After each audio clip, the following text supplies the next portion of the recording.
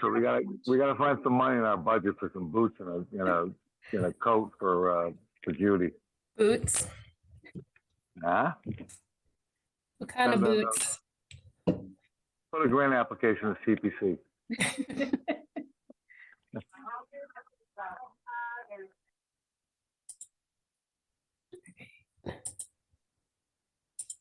Anna's coming in.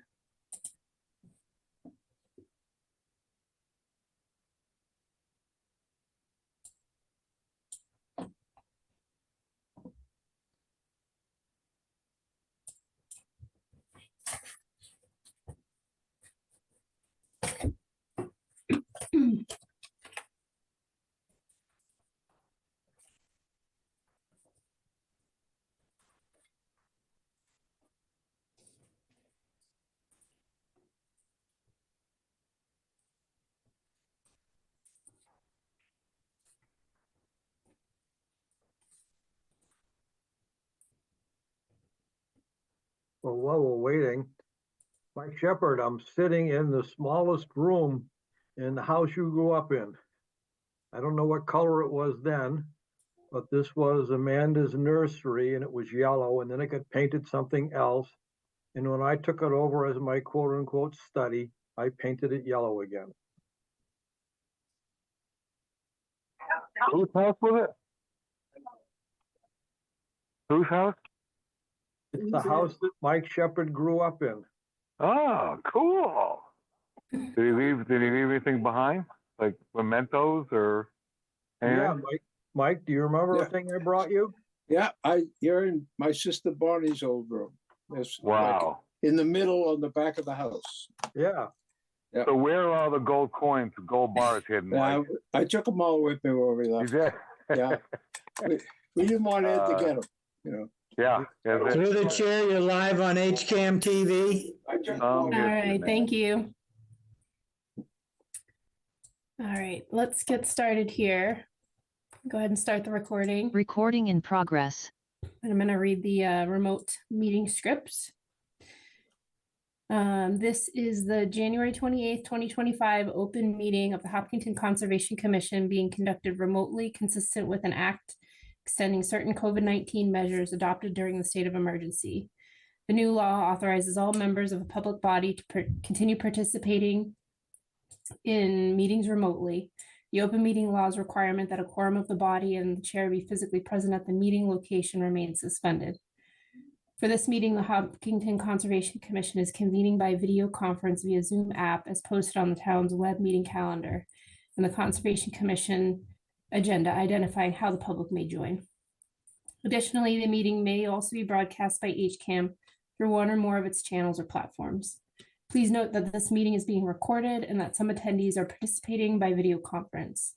Accordingly, please be aware that others may be able to see you and take care not to screen share your computer. Anything that you broadcast may be captured by the recording. Supporting materials that have been provided to members of the commission for this meeting are available on the town's website. This meeting will feature public comment, and after commission members and staff have discussed each project application on the agenda, the chair will open the discussion to the public comment. Members of the public who wish to speak are asked to identify their name and address. 3 minutes will be afforded for each public comment. Each vote taken in this meeting will be conducted via roll call of the members. So I will now confirm which commission members are present. Ed? I'm sorry. Present. I heard an Ed present. Jim? Present. Janine? Present. Ted? Ted is present. Heather? She's not coming This today. is, okay, this is the one she's absent for. Yep. And Matt?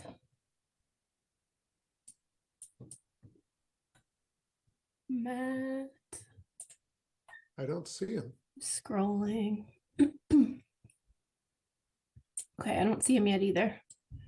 So I will keep an eye out for him in the waiting room. I'll now confirm that staff are present. Judy, Present. Anna, Present. and Joe. Present. All right. Thank you. Let me go ahead and give screen share privileges. Judy, you should have that now to throw up the agenda. All right, we have a few new hearings tonight, and I'll just point out that we had a couple things that were crossed off the agenda. So the Wall Street development at 12 North Mill Street, notice of intent. The applicant requested a continuation to February 11th. Same for the informal discussion under the work session items, so that will not be discussed tonight. And the Hopkinton Stone and Garden 28 Lumber Street notice of intent continuation was also requested a continuation to February 11th. So we will not be discussing that tonight either. Through the chair, Yes. we did also get a last minute cancellation for 9 Chamberlain Street for Flores. They will also be pushed off till February 11th. Okay, number 6 there. Thank you, Anna. All right. So with that being said, we'll start off with a couple work session items. Draft minutes for review. We have the October 22nd, 2024 minutes. Did anyone on the commission not have enough time to review, or does anyone have any comments on these minutes?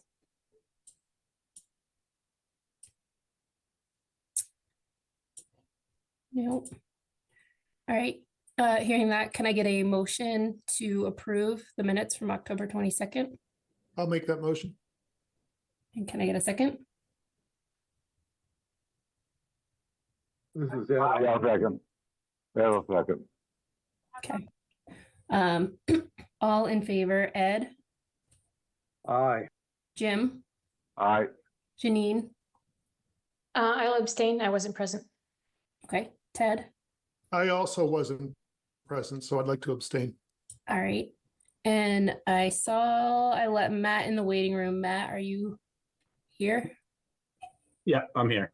All right, so we were just voting to approve the minutes from October 22nd. I don't know if you had a chance to review, if you want to vote. Yeah, I'm an aye. You're an aye. Okay, and I am also an aye, so those are all set.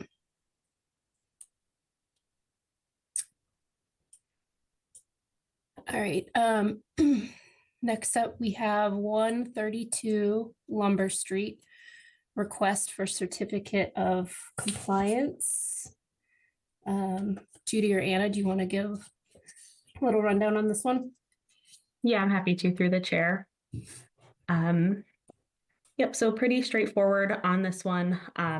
This was originally an order for vegetation clearing.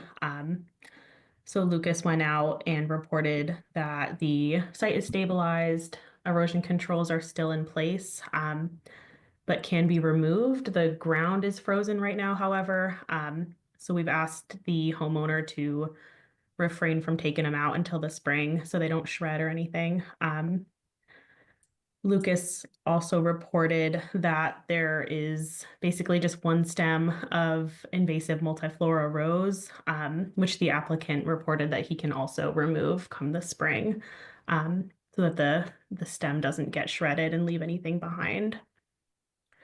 The applicant also provided an updated as-built showing the retaining wall as depicted on the plan as the PIB for the site. So those were kind of the major points that Joe pointed out, all of which have been addressed or will be in the spring once conditions are better. So I think we would be recommending the COC be approved, and then Anna and I can wait to issue in the spring once the ECB and the multiflora rose has been removed. Happy to answer any questions. Not sure if the homeowner's on the line. Thanks, Judy. Do we have a homeowner?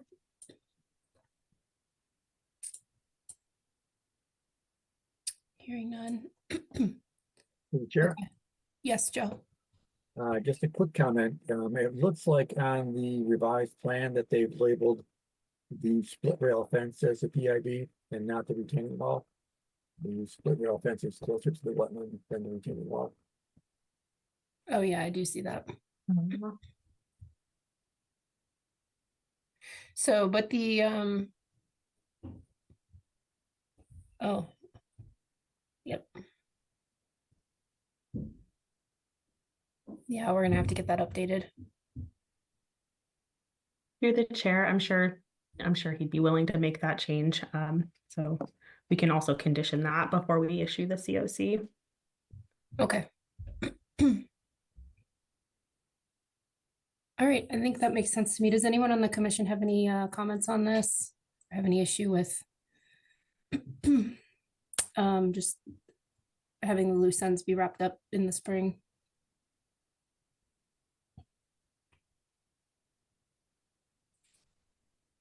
Okay. That was a good catch, Joe. Thank you. That being said, can I get a motion to approve this COC? I'm happy to make that motion too. Ted, can I get a second?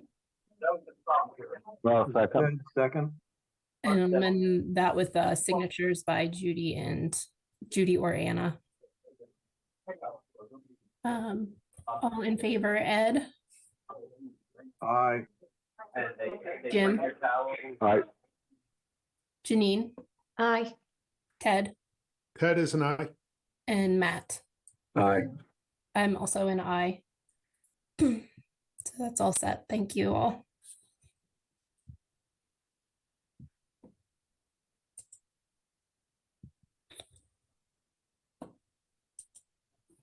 All right.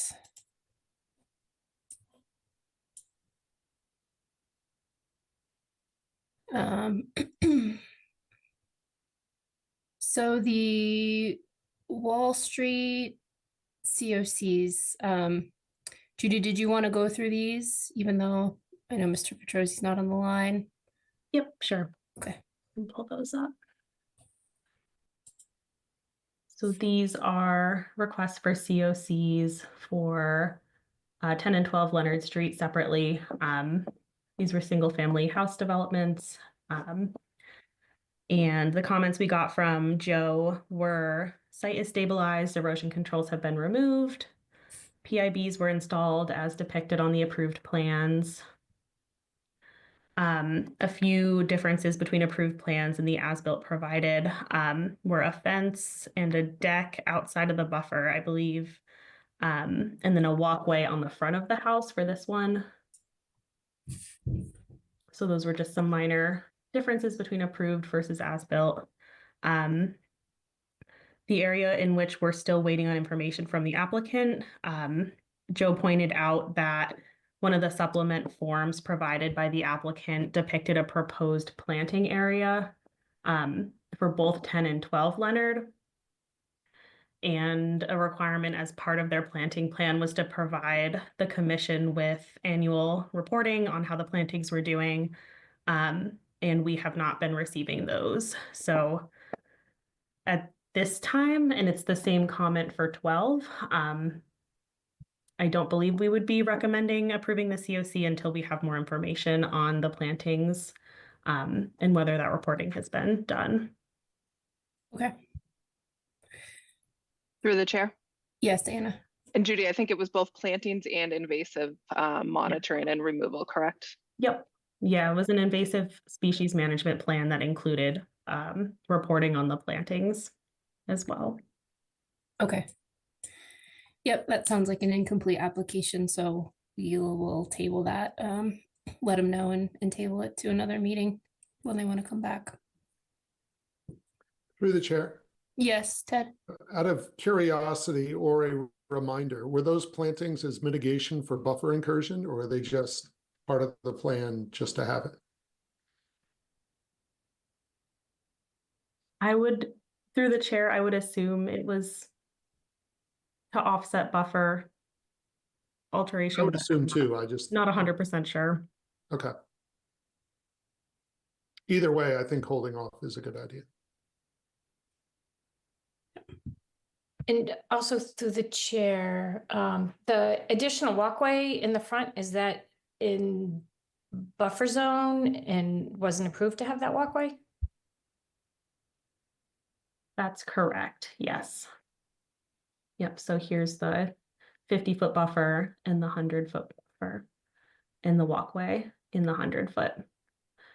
I don't know, Joe, if you had any information on the material of the buffer, but I believe it was previously disturbed lawn, at least before it was put in.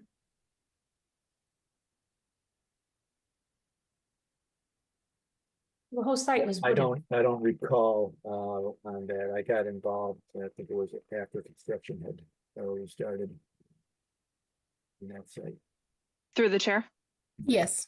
So if they had not installed the walkway and the homeowner or the developer had come, as it was permitted lawn outside of 50 foot, it would have qualified for a minor project exemption. So when Judy and I had discussed it, you know, it is shown on the as-built, which is helpful versus, you know, there was some other features on the other one that weren't shown on the as-built.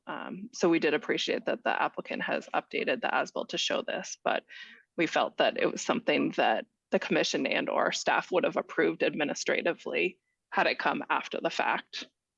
Okay, thank you.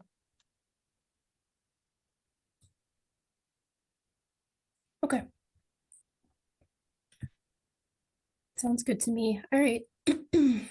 So we'll move along here to our new hearings.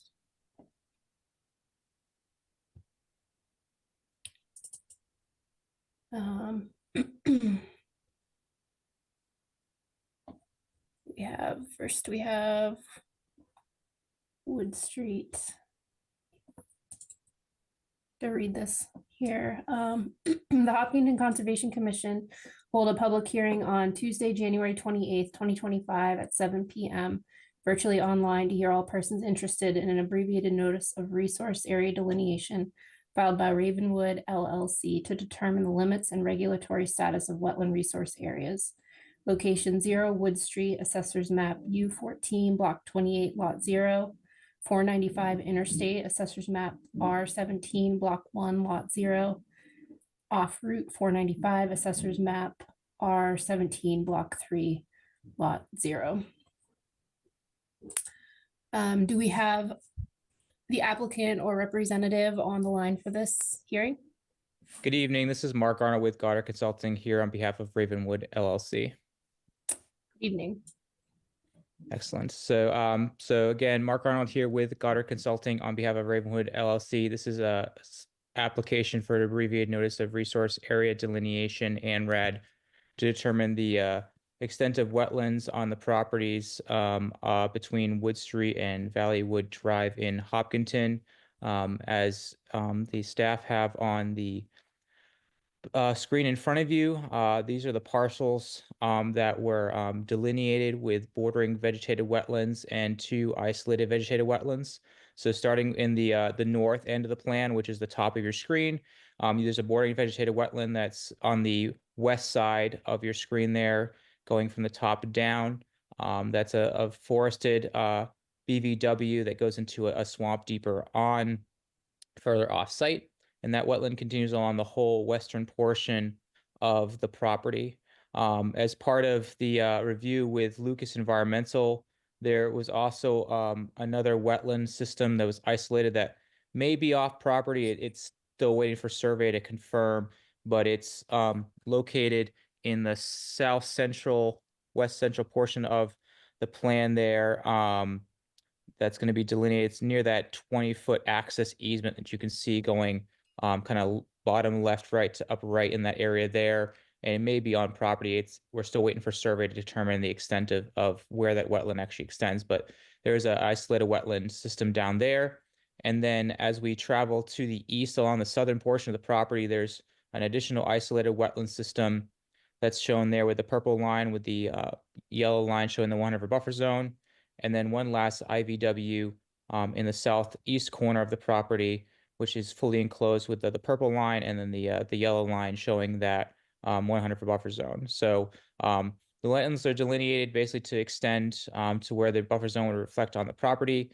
We did walk the site with Lucas on January 15th to review the wetland line. Some wetland flags were changed per Lucas's comments. Again, that additional wetland was also flagged that may be off site, but may have buffer zone on site there. And we're waiting for updated survey plans from the engineer to show the wetland flags and also to update topography as well. In terms of, I can provide additional information about the nature of the forest up there. This is a forested site, fairly steep in the center, sloping to the sides, and I can give more descriptions if the commission would like. I think I'll bounce over to Joe and see if Joe has anything to add to that.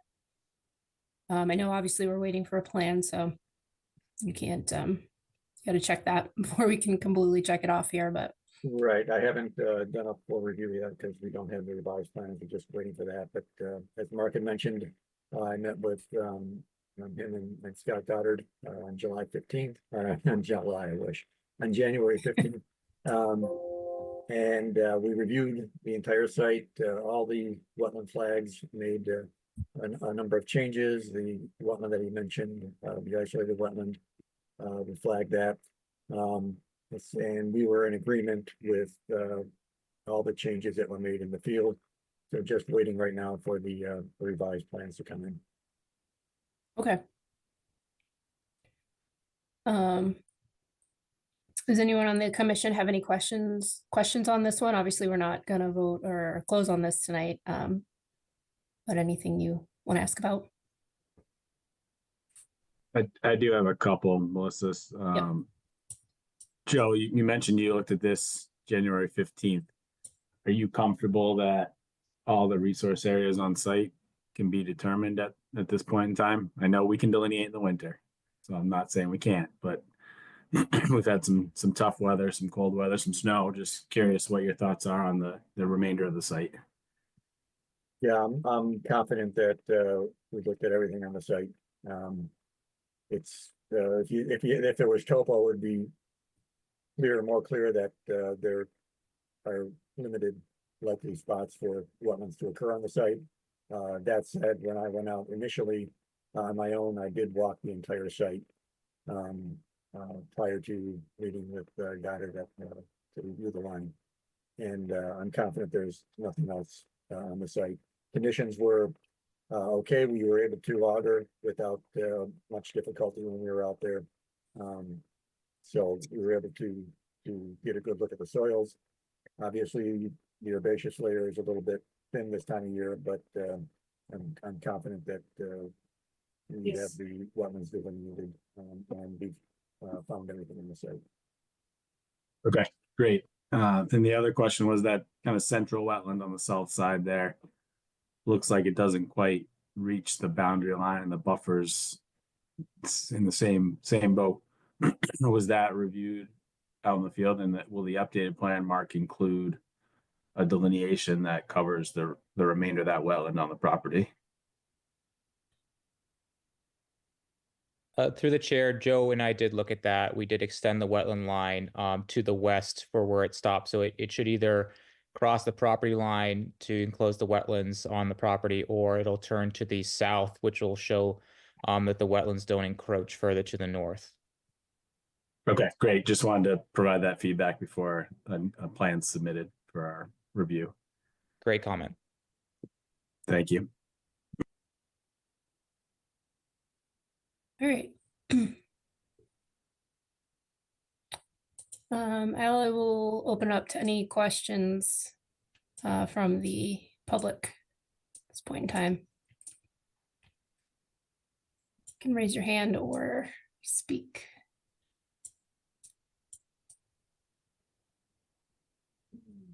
All right, I don't see any, so I think we're all set on this one for tonight, and we will look forward to getting your updated plan.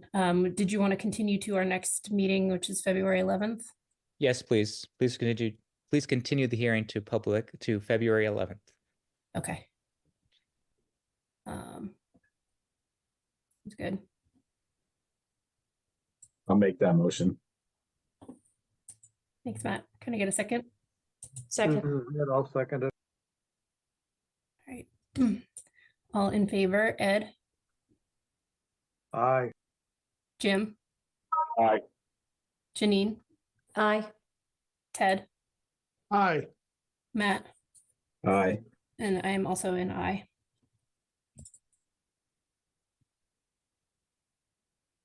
All right. The next one we have up is Sierra West Main Street.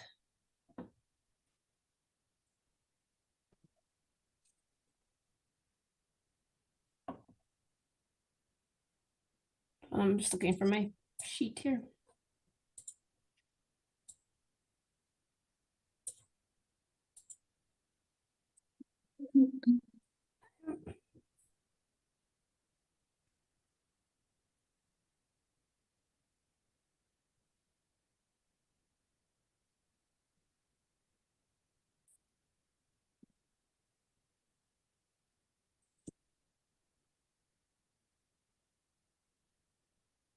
All right, sorry about that.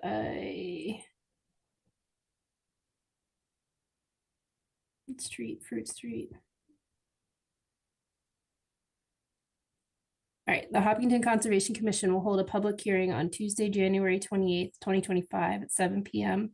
virtually online to hear all persons interested in a notice of intent filed by Yoon Lee to construct a single-family home, driveway, and associated site work. Location 30 West Main Street, Assessors Map U18, Block 32, Lot 0. 0 West Main Street, Assessors Map U18, Block 33, Lot 0. And 0 Elm Street, Assessors Map U18, Block 19, Lot 0. All right, we have a presentation and the applicant or representative on the call to introduce themselves. Yes. Hi, my name is Yang Li. I'm the owner of the property, and I prepared a very brief PPT. Hopefully, it can answer all the questions that's presented to me in the Lucas review. So very quickly, this is a brief summary of the property. So I circled in red, which is the parcel, the raw land that we own. Sorry, through the chair. Sorry to interrupt you, Yuan. I don't think they can see your screen. Would you they cannot like me to stop sharing and give you permission? Is the commission all right with that? Thank you, Judy.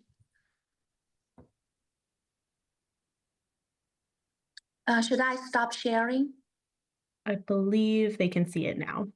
Okay, can everyone see the map? Just stop entering food. No. Okay. All right. Can you all see the map here?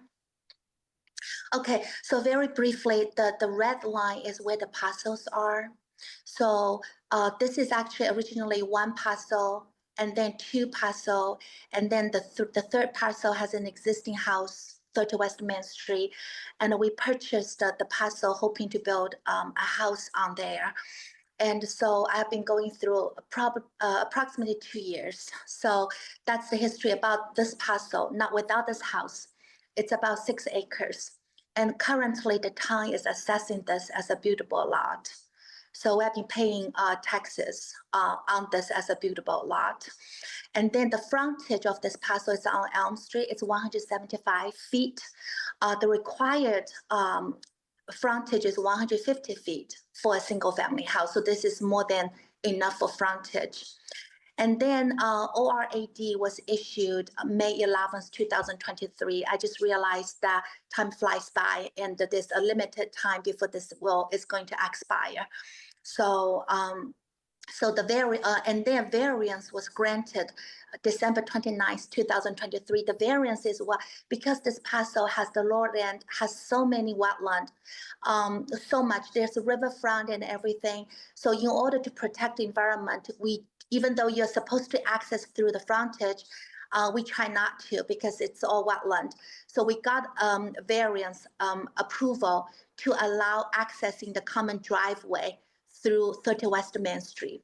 Right now, 30 West Main Street, the house has a circular driveway, has like a horseshoe type of driveway.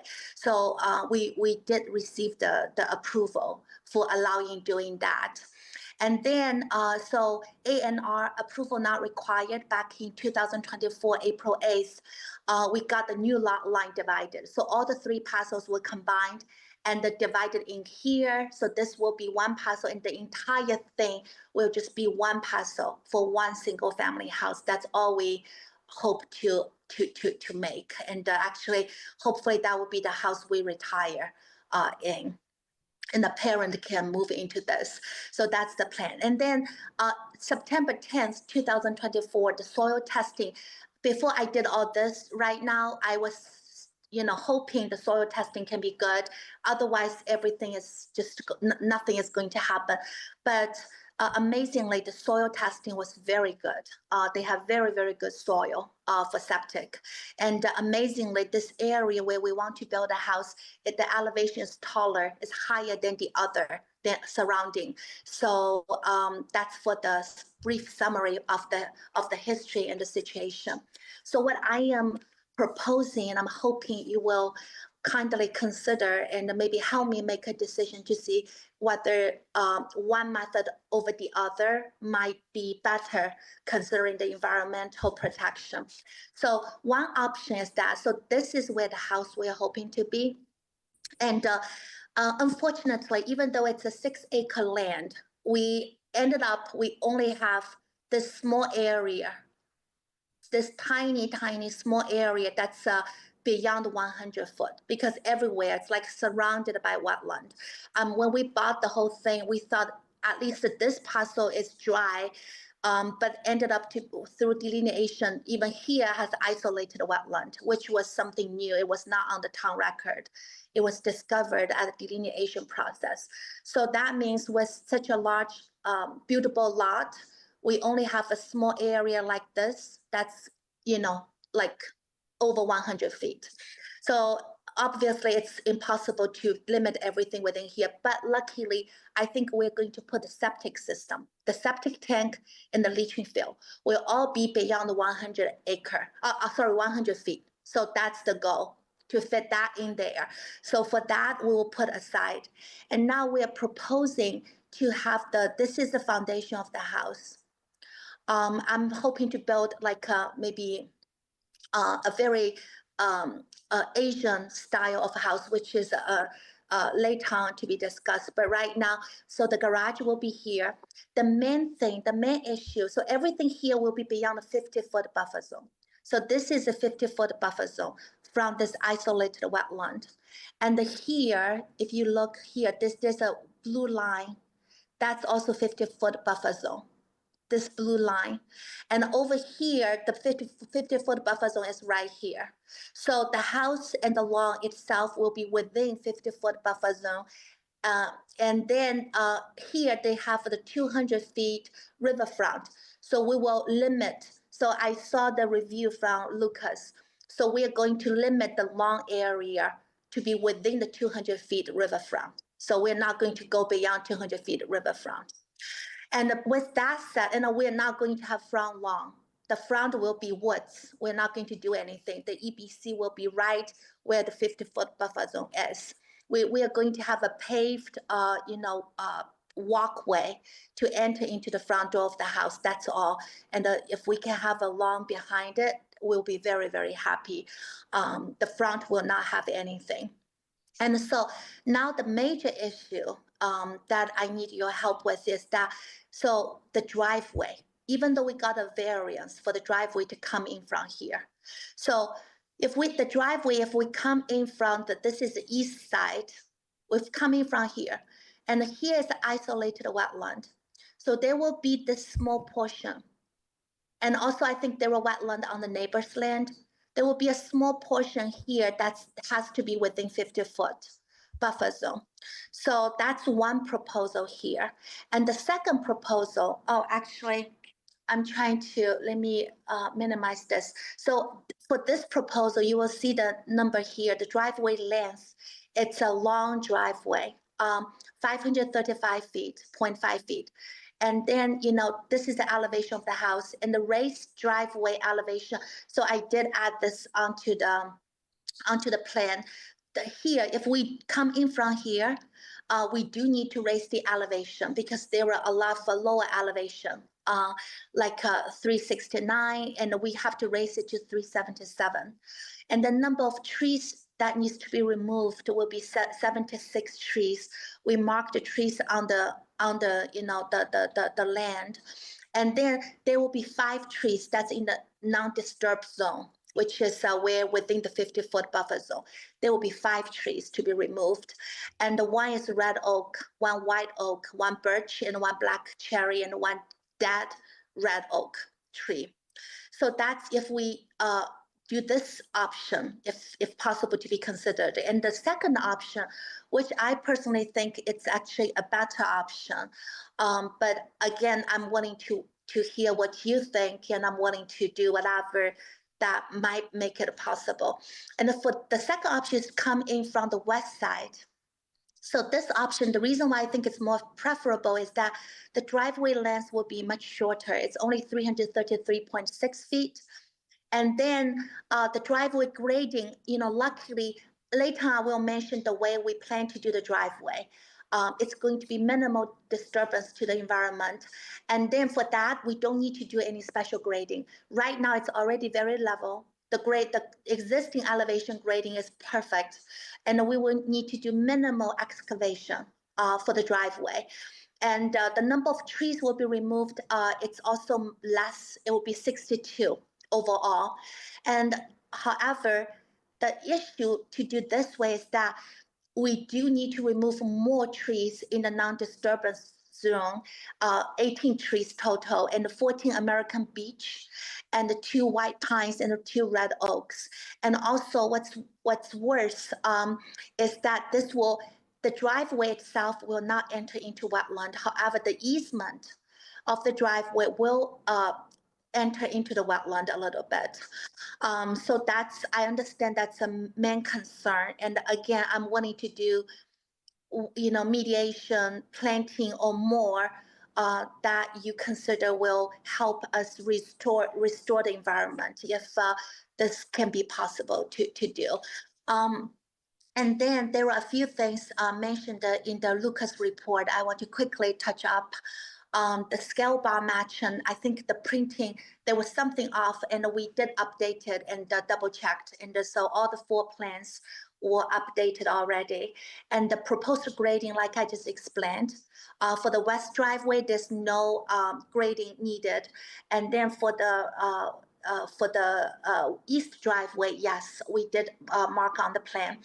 Type of trees in the non-disturbance zone, I updated the cover letter to include that, which I also presented just now.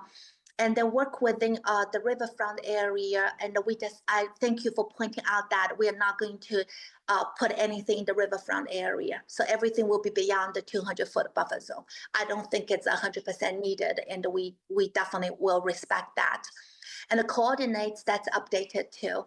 And the affidavit of service, actually, the date is on there. I am going to quickly show here. So if you look closely here, that's the date, January 8th, 2025.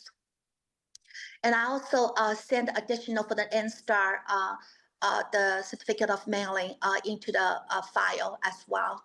But the date is on here. Okay, so that's for that. And then fee information I added onto section E, and the proposed limits of work. The reason why it's not staked on the ground, and also it's it's not on the because I proposed 2 options through 2 different driveway. It's going to be very different. So I really hope to hear what you think and which one you prefer, which one is most likely for me to work it out. And then I will definitely put the limits of work. And then right now I would say for the plans and where the EBC will be where the limits of work will be. So pretty much the entire site is all protected by EBC. Okay, I also updated the EBC line because Lucas pointed out we don't need to do EBC too close to the wetland. We just do where the work starts and ends. So I moved the EBC line to where is absolutely necessary. So that would be the scope of the work for the EBC. And Then the next one, now I'm going to answer the questions from the Lucas comments. So Lucas recommends that in addition to the supplemental narrative provided, they want me to provide a detail of the two proposed construction methods on the plan sheet. I think in case you have not read the entire proposal, so the so-called two proposal is that one is elevated walkway, like the boardwalk driveway. The other is called the jail cell, elevated jail cell driveway. And I did, even though I proposed two options for the driveway, went throughout the process of preparing for the hearing and doing more study, talking to more engineers and the companies who do those driveways, at this point, I honestly feel jail cell will be the best option to go, that's why today I'm going to focus on talking about the jail cell driveway and why I think it will be a perfect fit for this project. And it might solve the problem for the wetland issue, for being too close to the wetland, even being, in the wetland. So let me explain why, jail cell is very, very good option. Also regarding the limit of work, I mentioned before, once we decide which route to go, and I will mark it more clearly. So regarding what is jail cell, so this is a type of, it's called a HDPE, high density polyethylene material. That special material, the goal to create that material is to stabilize soil and distributes load efficiently. Actually, more and more places, including Massachusetts, I put some case study in the application, in the cover letter, actually in a document regarding the driveway, the jail cell driveway. I heard about this through a wetland protection project when I was doing research on this. And the government is using this a lot when they want to build a roadway through the wetland area, because it's very, provide durable roadways without extensive soil disturbance. And if we go here, you will see, first of all, the site preparation. Okay, so in the construction process, the first step will be excavation and the foundation depths. So for traditional driveway, we need to do like 1 feet to 2 feet for a stable base, right, minimum. But for jail cell, you only need 6 inch to 8 inch excavation. So most of time 6 inch is enough. That means we, significantly we can reduce the disturbance to the soil, to the ground. And also I talked to some of the companies, the engineers and the contractors who do the work, and also the manufacturers. They mentioned that when I remove the trees, I may not even need to remove the tree roots. I don't need to remove the tree roots to build this driveway, and water can still go through. And then after you have the foundation, they use the gel called the geotextile, which is this material here. You see the black tarp type of thing? That's non-woven fabric, 6-ounce fabric. It's a permeable, durable fabric. It's laid under the gel cell. They can separate soil layers and prevent erosion. So that's that. And let me see, how do I enter into slideshow mode? Oh, it's not important. Let me see. Never mind. Okay, because I did some moving text. Okay, so why is jail cell environmentally friendly? So first of all, it reduces soil displacement and the sediment runoff into wetlands, and allows natural water flow, preventing hydrological disruption. Okay. And then after you put the foundation, you put the fabric, non-woven fabric, and then you put the expanded gel cells, which looks like this here. If you look at the picture, that's the gel cell. Okay, it's about 6 inches. And then this gel cell, they are secured and filled with, instead of concrete, they're filled with compacted road-based material like gravel, crushed stone, or sand. And so compared to traditional driveways, no need for deep foundations or concrete sublayers, and they use this local fill material, minimizing ecological footprint. And then Also, the final road surface layer. The traditional drive will use asphalt or concrete. Okay, of course, it's going to create runoff or heat absorption, but geocell, it uses crushed stone and permeable, aggregate and allow water filtration, reducing stormwater impact, maintains natural hydrology of the wetland area.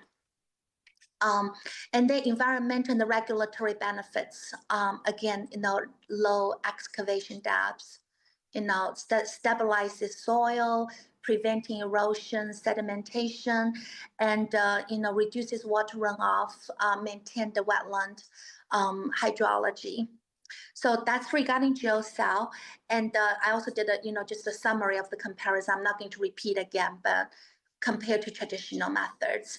And after I did all the research, because I complete this PPT, the whole material, and I feel if you are okay with this method, instead of only doing one section at the 50-foot, I'm going to do the entire driveway into this method. So there's no concrete, no asphalt will be used throughout the entire driveway. So that's what I'm hoping and I plan to do. Addressing the easement through the wetland thing, because for the west side entrance, and there will be a small encroachment for the easement through the wetland. So geocell driveway allows controlled low impact access through sensitive wetland areas. That's why a lot of government, they are doing this through the wetland for roadways. And it reduces need for culverts or extensive grading. I don't need to do grading. This material can go with natural grading. It's not a problem. And preserving natural terrain. And it helps comply with wetland conservation regulations while meeting, Miss Lee, can I just interrupt for just a minute? Sure. Yes. Because we do have a lot on the agenda tonight, and I appreciate Okay. all the effort. I think that this level of detail are things that get submitted and then reviewed by our engineers. So Okay. we'll look at all this information. But Okay. Sure. I think I'm going to finish in 2 minutes. Is that okay? Okay. Okay. So yeah, that's all for the driveway material. But okay, then it's quickly about providing, that's again, we come back to Lucas' comments for the other things. Provide information on proposed depths of water and sewer lines, whether clay barriers are needed. I updated my cover letter to answer that. And I did mention it's a private septic system. And the distance from the wetland, isolated wetland, it's 50 to 100 feet. And so, the information here, so I don't think clay barrier will be needed. And but we will definitely respect the environment to do everything according to the rules and do it right. And then for the water line installation, the connection from the town water supply and the depths will be 5 feet. So I mentioned about erosion control, and seems like clay barrier will not be needed for the shallow depths. But again, I'm willing to hear what you think and work with you. And then the wetland mediation methods, tree replay. I think this is my last slide, so I'm done. That's the one last thing on the Lucas comments. So I mentioned about I'm willing to plant trees. I'm willing to plant bushes, the native bushes that's in the category that will be approved by you. I'm willing to do everything that you think is necessary. Like I spoke, my husband is backing me up, and we are willing to do whatever you consider necessary for whatever damage that we are causing to the environment. And we are willing to make up for it and do replacement, planting, or whatever you consider necessary. And so I'm leaving this open, and I want to hear what you say, and we are ready to do it. So that's all I want to talk about. Yeah. Thank you. Okay, thank you. Yeah. All right. Judy, do you mind pulling up the plan back on the screen for discussion? And Joe, I'm guessing you haven't gotten a chance to look at the responses to the comments, have you? These were just presented tonight? Yeah, briefly, I haven't had a chance to really look into them in detail. Okay. Did you have anything else that you wanted to highlight in your letter that wasn't covered in that presentation? Yeah, I guess when I had requested a detail be provided on the driveway construction methods, I was looking more for a detail on the site plan with like a cross section and something like that, just to get an idea of what would be involved as far as the excavation and fill.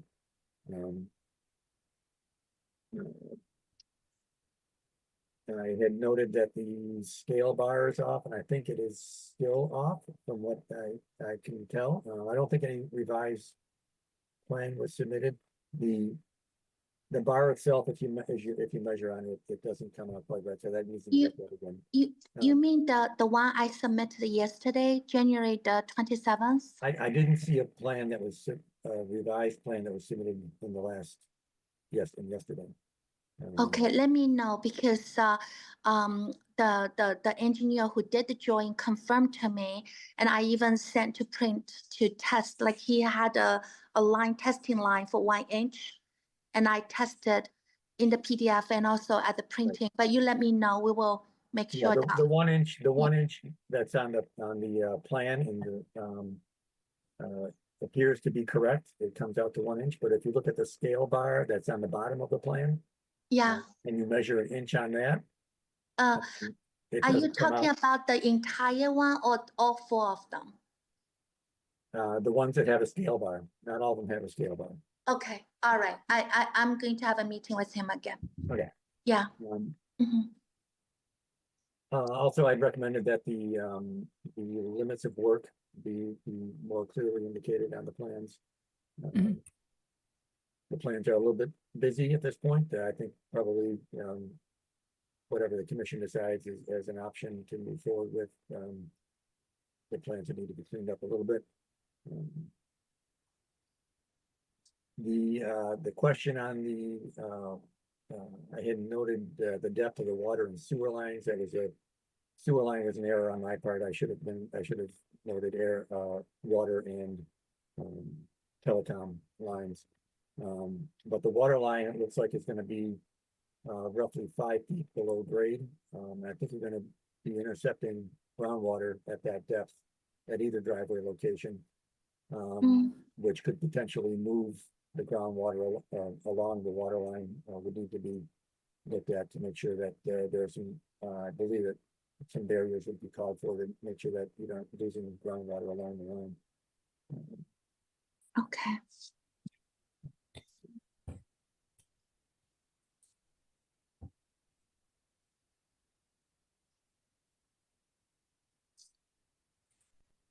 The applicant noted that they're apparently removing any proposed work from the riverfront area. So the comments on riverfront area would go away if that's the case.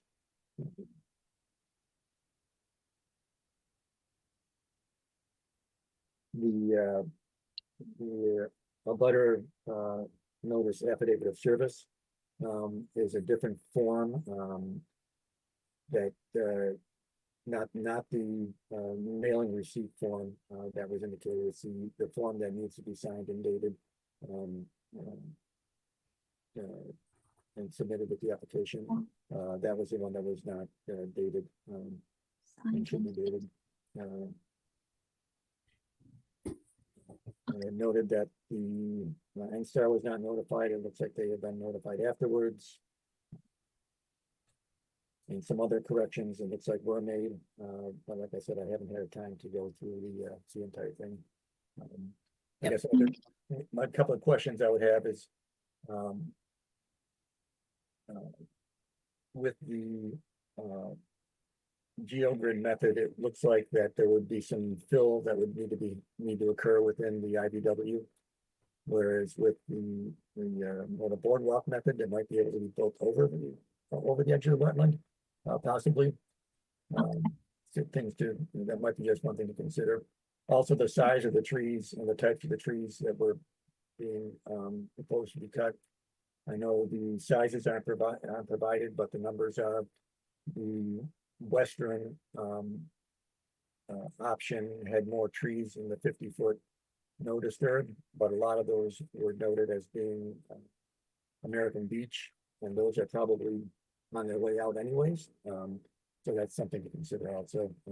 Most of the beech trees are not surviving the various beech diseases that are impacting them now. Yes. Anyway, those are just my quick questions for now, and my quick comments for now, and we'll answer any more questions if the commission has them. Okay, thanks, Joe. Judy or Anna, did you have anything else to throw on the table at this point in time before we discuss? Through the chair, yeah, just a few things. Just wanted to clarify for the commission that the septic hasn't been approved yet. So what you're seeing on here is sort of the ideal scenario, keeping it out of jurisdiction. It's the applicant's preference to get Concom approval for the septic as is. And if the septic design changes, they would come back to amend the plan. And Anna had also pointed out that the west driveway option exceeds 500 feet in length. So there might be some additional fire department changes that need to be made to ensure that fire trucks can come up and down and have a turnaround. So depending on whether or not that has happened, there might be some additional changes with the driveway. I would also request more information on the wetland restoration and planting plan.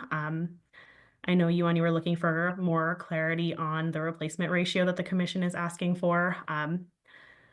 So I guess more information on where that would be and what that would look like would be great to have. And I did also want to point out to the commission that we received a comment letter from an abutter, which is located in the public folder. So if anybody wants to read through that letter, there's some comments about their concerns over the feasibility of the plan and the environmental impact as well. So just wanted to make sure folks knew that was in there. And I think that's it from me, unless Anna, you have anything else to add. I do not, and I'll make sure and send you the driveway access policy from the fire department so you can verify compliance with your plans. Okay. Along those lines, I don't know if the fire department has any requirements or will have comment on the GeoGrid, if that's a surface that they approve or not, or I'm not sure. It's just different, so I would think they might, you should probably run it by them and make sure it's okay. Okay. They would probably need, like Joe said, to see that detail too. They might want that cross-sectional detail for that driveway. Okay. I think just a couple of things that jump out at me is, as a commission and when we look at wetland restoration area or mitigation, we like to see that in areas that are already disturbed. We're improving an area that's been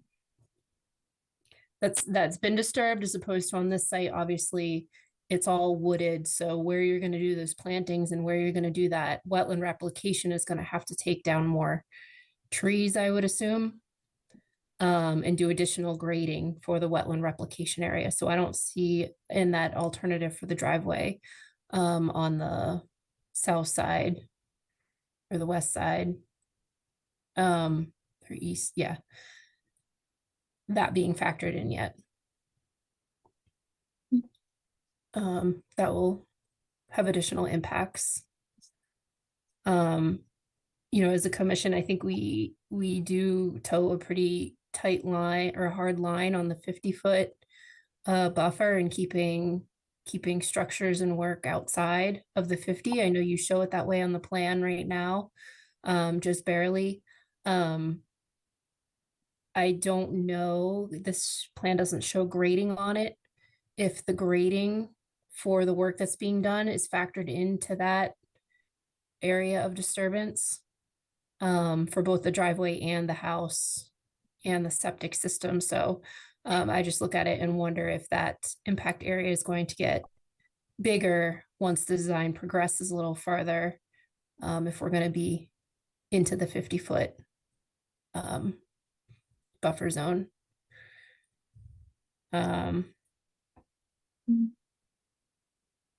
Yeah, and I'll open up to the commission if anyone has any other thoughts that they want to throw out there right now. Hey, Melissa, this is Jim.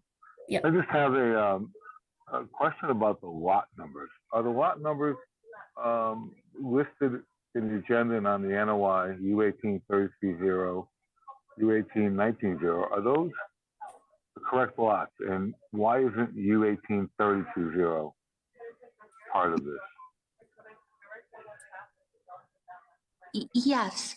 So, so what you're looking at, U18-32-0 and the U18-23-0 and U18-19-0, they were the original 3 lot number.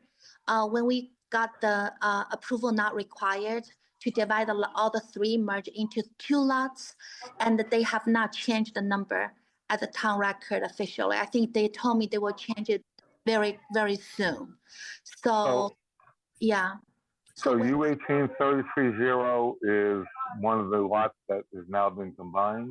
No, there's never U18-33-0. There's only U18-32-0, U18-23-0, and U18-19-0. Okay, so on our agenda where it's 33, it's meant to be 32 apparently. Maybe 23. Yeah, 32, I think. U18-32 and U18-19. I think what I put on the application is 100% accurate. Yeah, through the chair, Jim. Yeah, that should be 32, not 33. Yeah.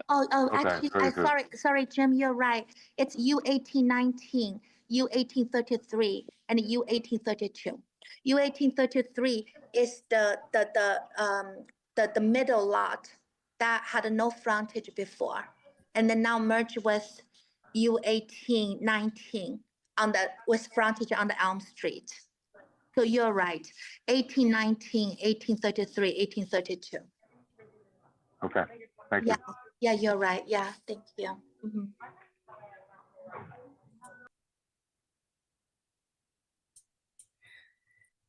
Other commission members have questions, comments at this point on this project? Sure, Melissa, this is Ted. Melissa? Yes, go ahead, Ted. Oh, okay. So I would echo some of Melissa's comments that incurring or moving into the 50-foot is a pretty hard stop for us. And I can't remember any exceptions regardless of what the material is. So that's a mega hurdle. And both of the driveway proposals do that. And that's going to be really difficult for me anyway, ever to vote approval on. But on the driveway, the other question I have is with this east approach, I don't know if you've spoken to the fire department, and talking to them about the materials, I think makes sense. But that turn in the driveway, it would surprise me if the fire department would approve that turn. That looks like it's about 100 degrees and it's not a wide driveway. I don't know if trucks can get around it, but maybe you talk to them.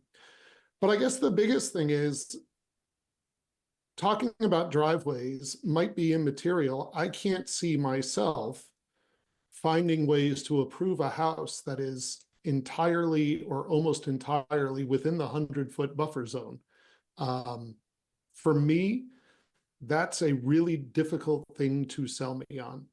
And talking about what is the better driveway is somewhat premature to me if even building a house back there is going to be that difficult. So I know that when you visited us before, Mrs. Lee, that you said you wanted to take a look at things anyway, and certainly that's your prerogative. But I guess I want to repeat what I said before, which is I think it's going to be really difficult, for me anyway, to vote for approval of a house back in that lot when it is so much inside the 100-foot buffer zone, all inside the 100-foot buffer. Yeah, I definitely appreciate that, Ted. I appreciate everything you are saying. So now, where we stand is that, first of all, I think when we own such a large piece of parcel from the town, that we have been paying tax on as buildable lot. And number two, I don't know, I definitely need to read more through about the so-called, I don't think this is like a self-created hardship. I personally think it's really in a hardship. If there's any other alternative, we would have done it. I mean, we don't want to enter into wetland. We want to protect it. And also, let's say if the house has to enter into the 50-foot, I would say, yeah, just to forget about it. But the house itself and the lawn itself, everything will be beyond 50-foot. And again, like Judy and Anna mentioned, that our goal is to put a septic system all within the 100-foot, like, non-jurisdiction area. So at least now we have a hope. I mean, the hope is that the main structure of the house, everything will be beyond 50-foot. And, and the part of it will be within 100, and then beyond 200-foot riverfront. So that's the basis. And the only thing, that will be one small section of that driveway that's going to be entering, just a small section of the driveway will be entering into 50-foot. And we are willing to do special construction method, even if we have to get, I think geocell going through wetland, a lot of successful case stories by the government. But let's say a bottom line, if everyone here thinks that I need to do the elevated boardwalk without, touching the wetland or whatever, we're willing to do it. On top of that, we're willing to plant, we're willing to replicate the wetland, and we're willing to donate part of the land if that can benefit the town. So no future builders can, use their, I'm just a regular, person, but there are large companies, they might be able to do a lot of things that's beyond a normal person's power. But I'm willing to donate part of the land to the town if that would help. I mean, all we are asking is just one single family house. And also go back to one of the comments is that what if the grading, if we need to expand beyond 50-foot, I would say if that happens, we'll make the house smaller. And so if you allow me to have a small section, if the driveway is possible, because the driveway is the only part that's entering to 50 feet. I know it's a very serious problem. That's why I'm willing to do, things to make up for it. But for the house itself, we can promise for the worst scenario, if any excavation, anything that's needed to be beyond 50-foot, we will not make that happen. We will make the house smaller. And we will not go beyond what you allow me to do right now for the house itself. So, yeah. Okay. Does anyone else on the commission have anything they want to add? Yeah. Oh, go ahead. Go ahead, Janine. No, go ahead, Matt. I have one comment. I think it's a fairly critical one here. From what I'm seeing on these plans, and the discussion that's occurred up to this point, we're dealing with a fairly complicated issue and a very constrained site. And I'm of the opinion that as a commission, we should not be considering issuing an order of conditions for a project that has these complexities without it being prepared by a professional engineer, the supporting plans. There's no grading shown. The driveway is clearly just a concept. We don't have a building footprint. Right now, from what I'm hearing, we have a homeowner designing an engineered plan. And, it's our responsibility to require that these plans, when a site's complicated like this and we've got these sensitive issues, be prepared by a professional engineer. I would like to, thank you for the comments. First of all, what you are looking here, this is a surveyed plan. And actually, I don't know why everyone's saying there's no grading. Correct me if I'm wrong. I do see the grading on the plan that's showing the elevation of the ground. So I think maybe there's a misconnect. This is a surveyor's stamp. Yeah. A professional land surveyor's stamp, and it's existing grading. And what Matt is referring to is a professional engineer's stamp, which is a different license and design. And on that plan, you'd have the proposed grading lines. So may I please, I mean, with all the due respect, I just wonder, having an, so the lot is as is. We only have that much space, 200 feet riverfront, 50-foot buffer zone for the house itself and for the lawn, and the septic within the 100 feet. Having the engineer, like I said, I'm happy to pay additional money, you know, 20,000, 30,000, whatever they ask for, to do a little bit more than what you're asking for, but still within that strip of thing. And then the driveway has no other option. I mean, that's all we have. The isolated wetland is right in the middle. I wonder, why would that make any difference in your consideration of the proposal? Of course, nothing will be built without the final architectural design for the building department, for sure. But I'm saying for the feasibility and what I need to make up for, to remove the trees and to make up for the trees, to plant, would you even allow me to? Do you want me to donate land? Do you want me to replicate wetland? I mean, this is the Yeah, I think that, so we have to wrap this one up because we're really going over of time course, for this of course. individual. But I think we don't have enough information without an engineered plan as a commission to make a responsible decision, because engineers do, they're professionals, and that's why they're there. They do these things all the time, and we've seen projects come back because they were just concepts, and then when they actually go to design, you hit all kinds of things. So as a commission, we require engineered plans before we will make any decisions. So that's what we are giving you feedback on, these concepts. And I think that going to the fire department too, to clear up whether it's even feasible or allowable from them with these driveway configurations is another thing. We shouldn't be making a decision without, that being vetted. And that's something that a professional engineer would help you with, going through that with the fire department.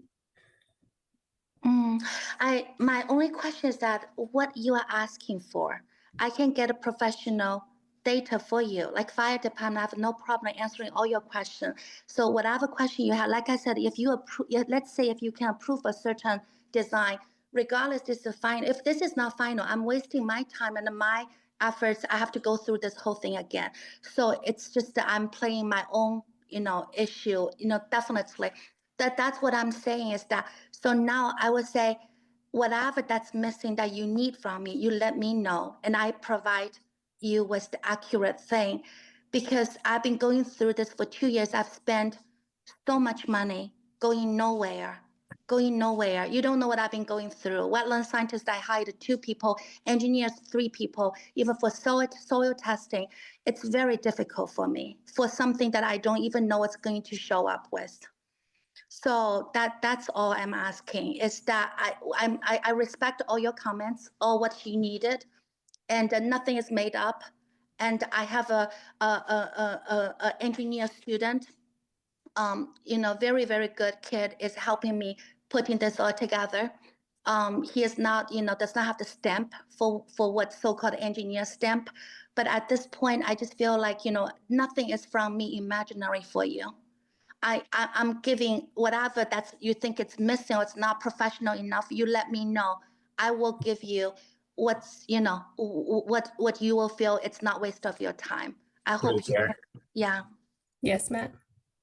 My suggestion would be to have a discussion with the fire department and get their feedback on the eastern access and whether or not they would be open to that as an option. And come back to the commission with some feedback from the fire department.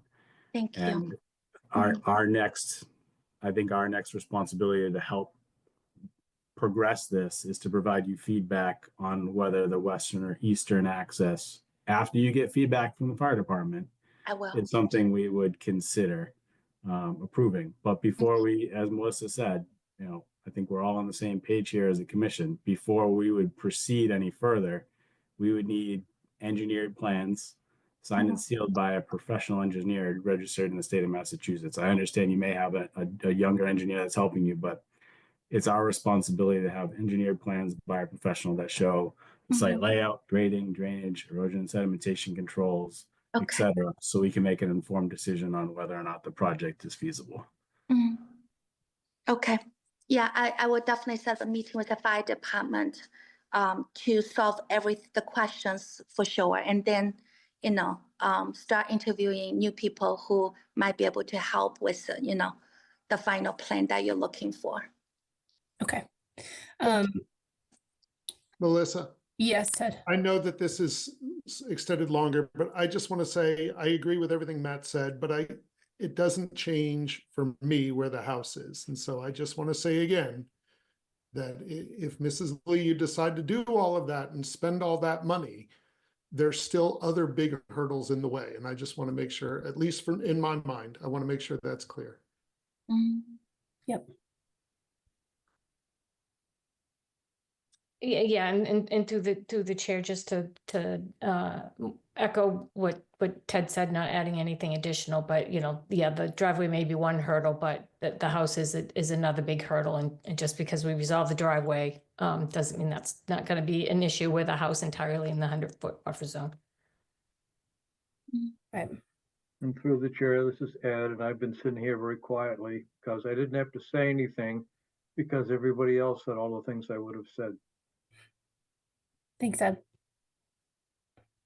All right, so would you like to continue to our next meeting, which is February 11th, or do you need more time for? I think February 11th is good. Yeah. Okay. Can I get a motion to continue this hearing? So moved. Can I get a second? Second. All right, roll call on that. Ed? Aye. Jim? Aye. Janine? Aye. Ted? Ted is an aye. Matt? Aye. And I'm also an aye. All right, thank you. All right, thank you.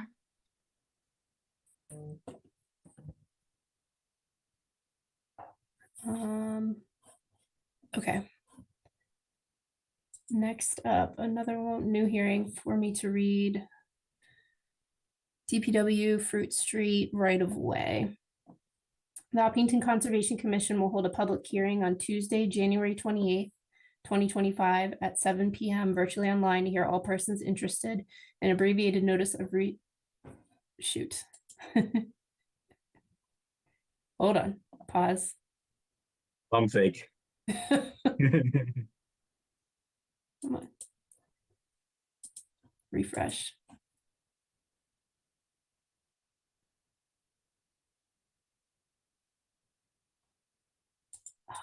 Melissa, I have it up on the screen if you want to read it here. Oh, thank you. Yep.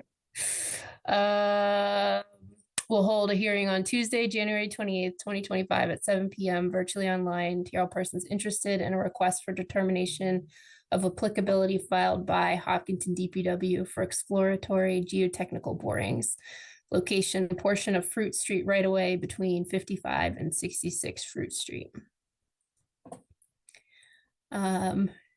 Do we have someone on the call representing DPW or DPW to present this? Hi, everyone. Carrie Reed. I'm the Director of Public Works. So this project we're very excited about.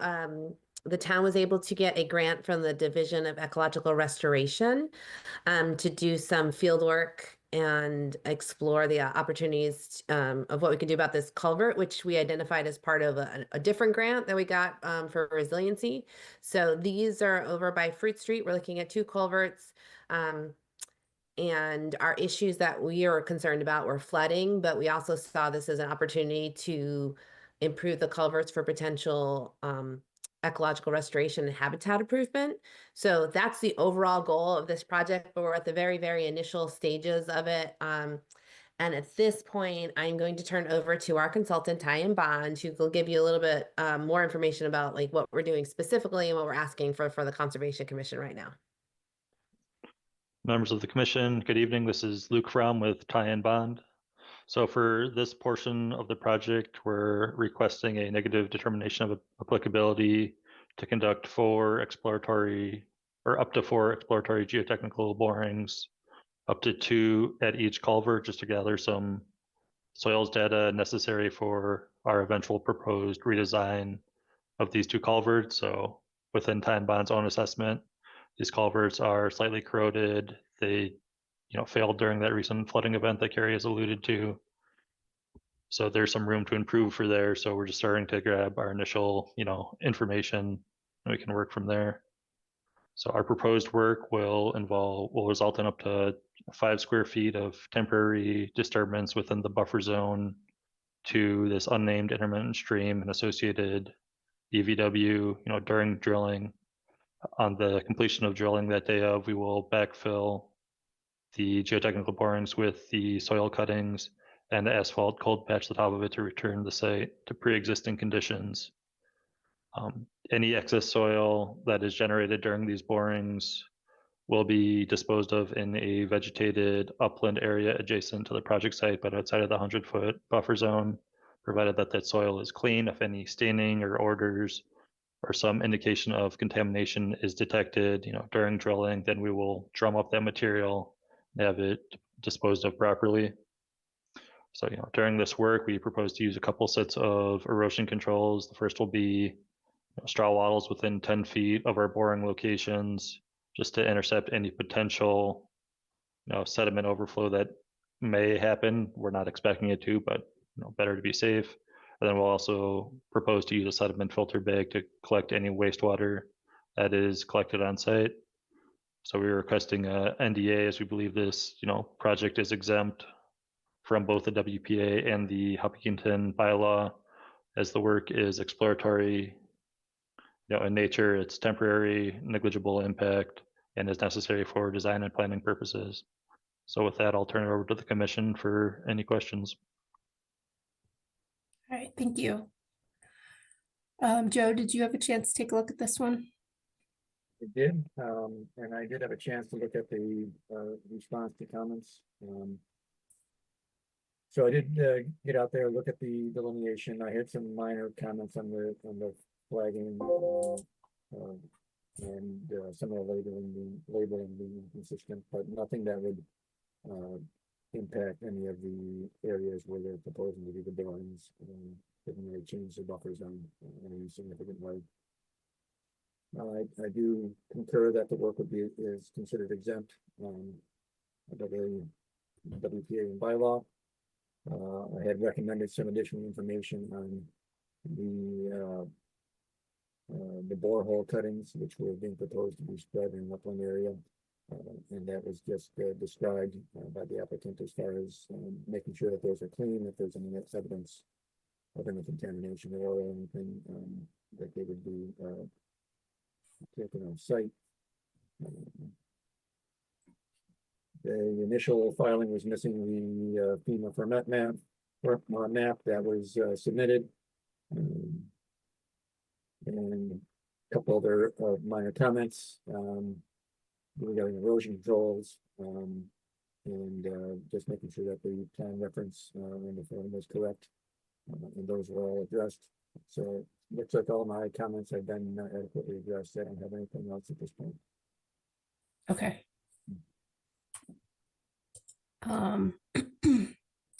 Judy, did you have anything you wanted to point out on this one or comment on? Yeah, through the chair, just some minor things similar that came up with the Granite Street borings. Just whether wash water would be a byproduct of the borings, and if so, how and where the wash water would be disposed of, and whether the machinery taking the samples would be staying on the road or how it would be accessing the area for the borings. But yeah, nothing else. Sure. So I can respond to those. So the machinery will be, staying on the road. So we expect no impact to the surrounding buffer zone areas, and we'll coordinate the necessary traffic controls for that as need be. For any wash water that is generated, we propose to use a sediment filter bag to capture that wash water to make sure that it's not discharged into any of the resource areas. Yeah, And through the chair, I would also like to mention, like, we went through this whole process of Grand Street and they produce no wash water. So, yeah, Good. so it's a minor potential risk. Okay. That's good to hear. When do you think you'll do the work? I believe the work is currently proposed for mid-February, provided we receive the NDA from the commission. Gotcha. Okay. Anyone on the commission have any questions, comments? Through the chair, this is Ed. Yes. I have a related but not direct question. I assume these new culverts will be critter friendly because this is a big time turtle crossing area. Yes, it is the intent of our culvert redesign to, abide by the Massachusetts River and stream water crossing standards to the extent practicable. So with that, it is designing the culverts to be critter friendly, but we will be using, our geotechnical borings to, inform our overall culvert design. Yeah, through the chair, I'll just reiterate that. The intent is to see, how close we can get to stream crossing standards. And we chose this area, and why it got awarded the grant is because there is so much benefit there. It's a lot of town-owned property. There's a lot of opportunities to reconnect habitat, and that it's the road and the culverts that are really the barrier right now. So this could be a great opportunity. We're trying to be a little bit more creative with it too, because there's opportunities out at this property that you guys are aware of, and wellhead areas to protect and all that wonderful stuff. So it could turn into a great project. Like right now, it's all state funded, so that's going to be the challenge. But if we're successful with this grant, there's potential for next rounds of the grant from the again, it's funded through the Division of Ecological Restoration. Awesome. Yeah, we'll look forward to seeing more on this project. All right, so this is a request for determination of applicability. So we're looking for a negative determination. So can I get a motion for a negative determination for this? Through the chair? Yes. Is there any public comments? Oh, right. Comments from the public?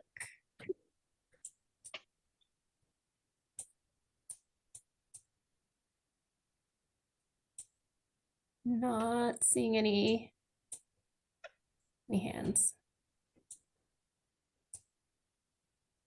I think we're good.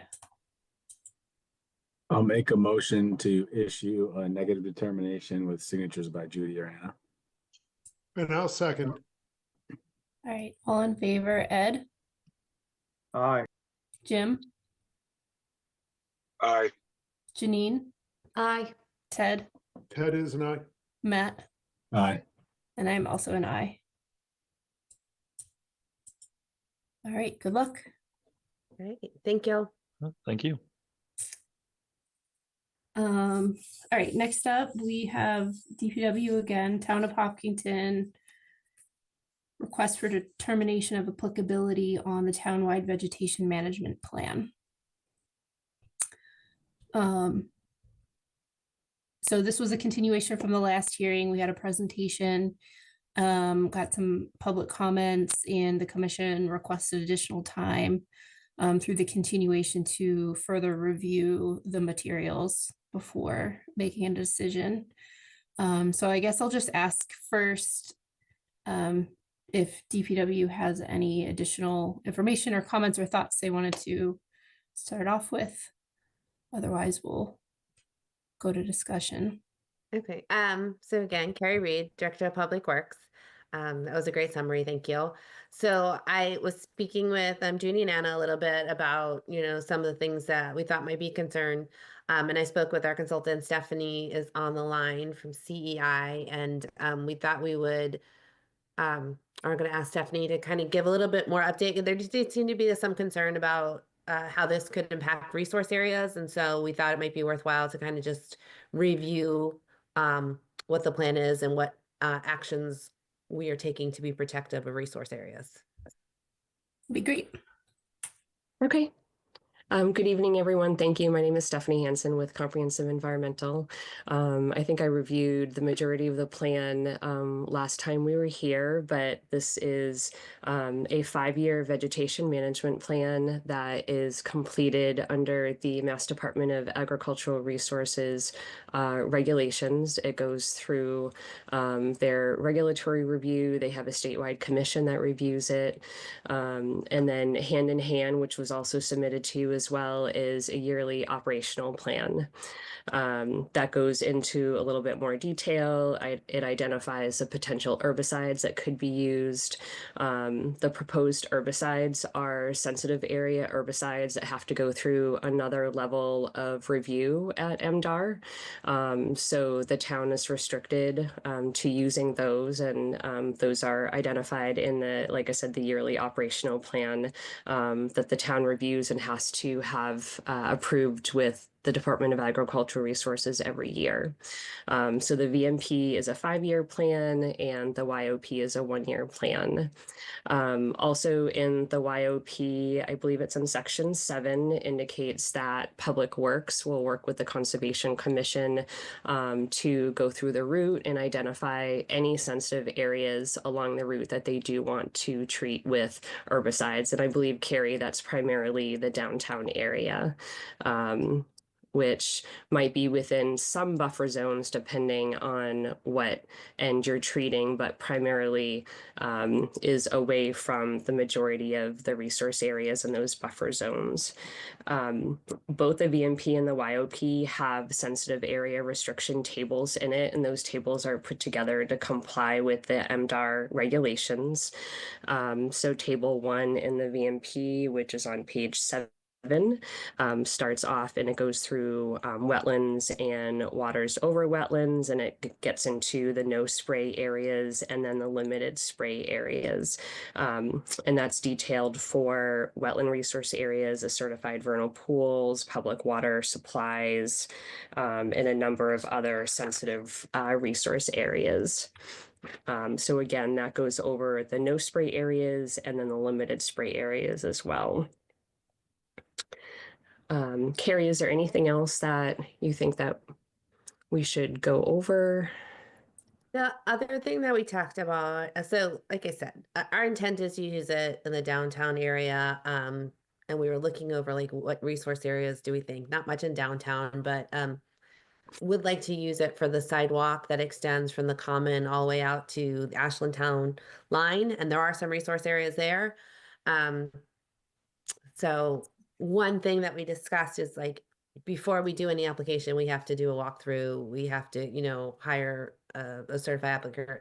But what I'm willing to do that I think might help with the some of the Conservation Commission's concerns is, you know, we as DPW can walk through it with the conservation agent, similar like a pre-con meeting every year before we do the application, before we, you know, even with the applicator, and go over areas so that we really like define if there's any areas of concern, and we can just mark those and skip over those. I think that's a great suggestion. And I think, Judy, you would be amenable to that, taking on that on behalf of the commission? Yeah, absolutely. Okay. And I know that we're not completely held to conditions when we issue determinations of applicability, but I think we can write a condition into the approval if we go that route. Correct, Judy? To that effect? Yes, that's correct. Okay. Right.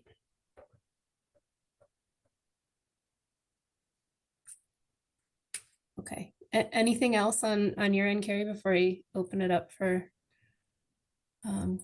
comment? No, I think that's it. You know, I think the plan's pretty detailed. You know, we're trying to do the best that we can, meeting the demands of the public and complying with the state and federal laws. We tried every attempt, DPW, to do as much outreach as we possibly could. So I think you've gotten all the comments, you know, if anybody that's really concerned. There's been a few articles in the newspaper. So I feel like, we all did our due diligence to try to do as much outreach as we can. And we're here to answer any other questions you might have. Okay, thank you. I did take advantage of the extra time that we had to review the plan again myself and looked through it to better understand what limited spraying was and sensitive area materials. Also looked and noticed that other towns around us, Weston, Bolton, Natick, Danvers, all have very similar plans, same restrictions, same buffers, same things in place, all done through a RDA process. So I'm feeling myself comfortable also knowing our relationship with DPW, and I think that's a great offer that we'll certainly take up to review those areas and kind of know where they are as a commission and have that conversation going forward.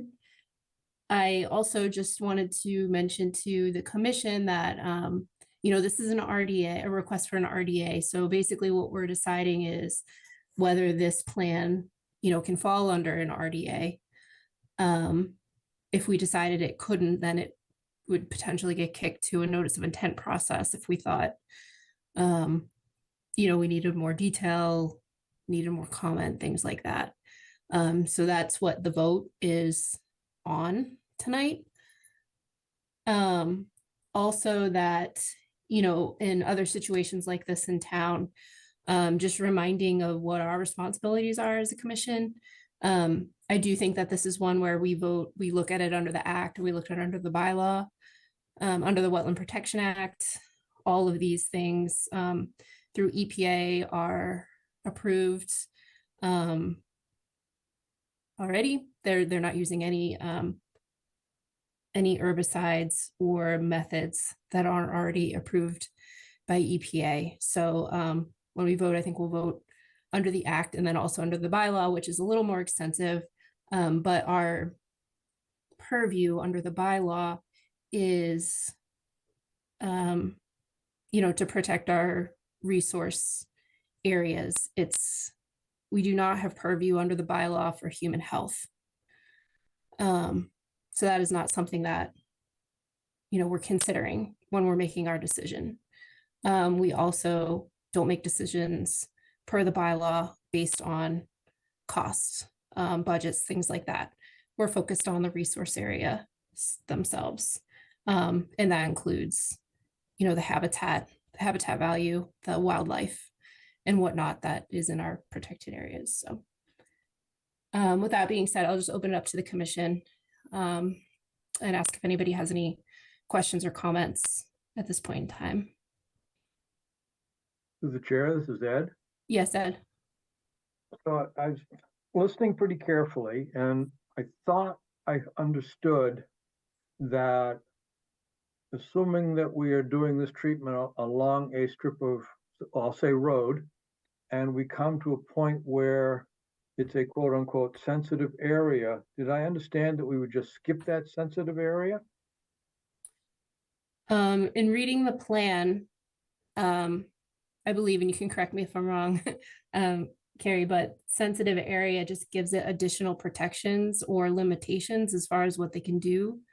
So there's certain buffers in that sensitive area. They have to stay outside of 10 feet of the actual water. And then there's limited spraying limitations. So the herbicides use is only allowed under certain conditions. They have to use the minimum application rate for the target species within that resource area. And I think there were other things like you could only do it once every 12 months. That was my interpretation of the plan. Okay. No, I agree. Through the chair, I agree. That's how the plan does it. But what I was saying, to alleviate any concerns, like I said, we'll walk through it with Judy ahead of time, or agent of the Conservation Commission. And if there's any areas where y'all just don't feel comfortable with it, that's it. We'll mark it, we'll skip it, and we'll pick it up, once we get past the resource area where we feel comfortable again. So we'll have the opportunity, like before we do any applications, we are going to walk these sites. It's not just a blanket approval. We're going to walk through it very specifically, identify all the areas, make sure everybody's comfortable with it. And then we will and then we will, give the authorization to the applicator to actually apply it. So through the chair, can I ask a follow-up question? Yes. So we have this area, we consider that we can't spray there for whatever reason, and that doesn't matter. So the invasives continue to grow there, they continue to root there, and they continue to spread from there. What do we accomplish when we skip these places?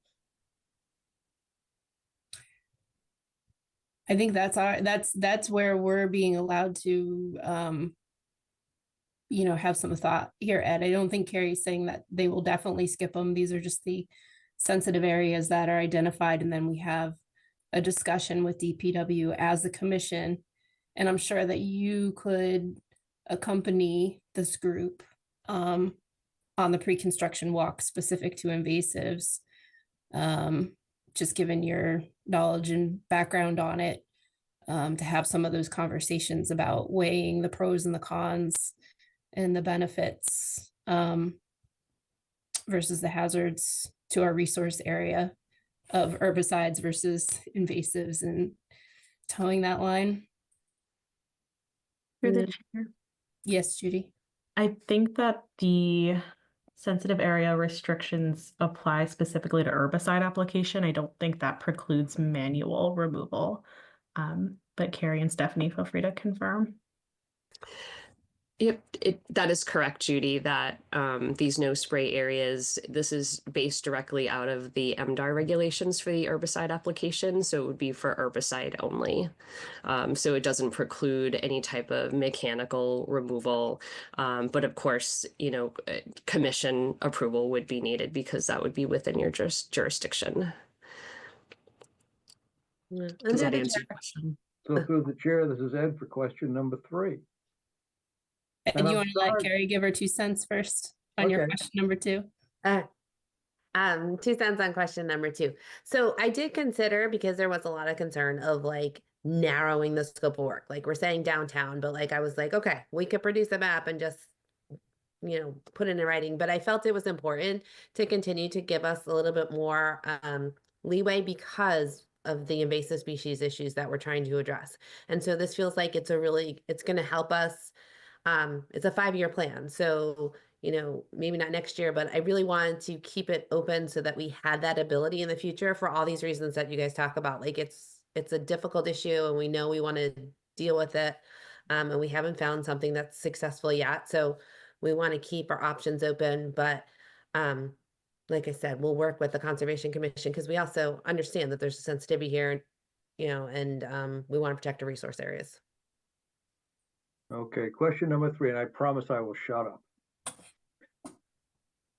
Go ahead, Ed. The spread of knotweed along Spring Street, which has been pretty explosive, has been spread mostly because the knotweed has been cut and left there. The fragments have been left there, and so they all aid the spread.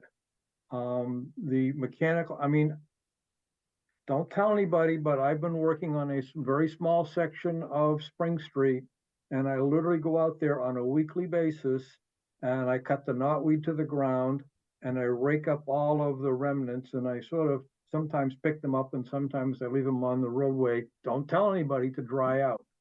This is an extraordinarily difficult process, and I don't think that the town has the wherewithal to do mechanical removal along these strips in a way that's going to be effective. Thank you. All right. Anyone else on the commission have questions, comments?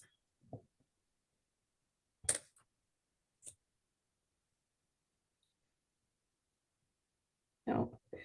All right. I'm going to open it up to public comment, see if we have any.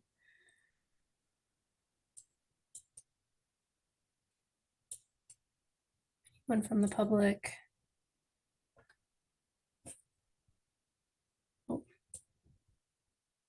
Okay. With no public comment, no additional comments from the commission. I have public comment. Oh, Sorry, I raised my hand, I'm sorry. oh yeah, I can't. I have like I don't know 30 what- people in the room. Good. Oh, I'm ignored in my house anyway, but that's okay. Oh, I no, meant in my not in my really. Zoom room. Yeah. Hi, Don Sutherland, 205 Winter Street, resident since 98. Carrie and the DPW, I've raised my family here, and Carrie and the DPW have kept them safe with their program of managing vegetation. Without this plan, I want to stress that the DPW has never needed this plan before, and now there seems to be a need. So after reviewing, I'm also chair of the Environmental Working Group at the Hopkinton Sustainable Green Committee. And after reviewing the Hopkinton, the DPW, MDR, VMP, and the YOP, and interviewing Carrie, which, by the way, she's done all the due diligence in terms of going by the book and presenting this and to the public. Our group has concluded the application does not protect children and families from harmful pesticides as mandated under the existing law that the town's using to manage vegetation on grounds that those children use under 333 CMR 14. The VMP and YOP is a blanket approval to expand the contamination of the community with toxic pesticides anywhere DPW designates ROW under 333 CMR 11. And rights of way vegetation management does not require the DPW to report an internet transparency of application of toxic pesticides for parents to review. That's a resource that I wanted to highlight that this commission should be aware of. This resource is the most vulnerable resource, which is our children's population. The current child health safeguarding by MDR and under their IMP, toxic chemical use, that has an annual updated internet public posting identifying what pesticides are used at locations and their reasons for use are not required under this VMP and VOP under 333 CMR 11. And on top of that, basically, this is a blanket approval to expand the contamination of the community with toxic pesticides anywhere ROW is designated by DPW.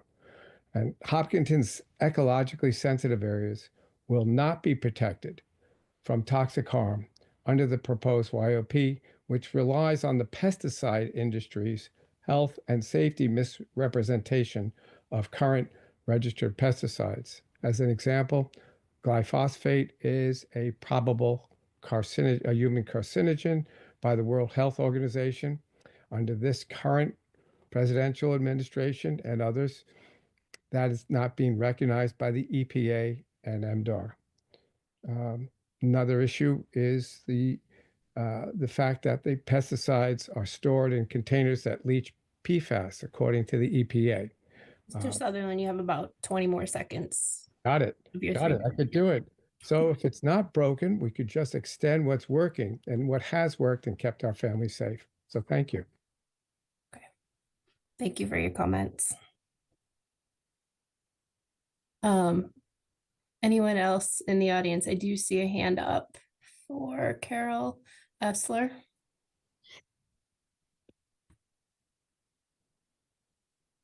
Carol, if you want to unmute yourself.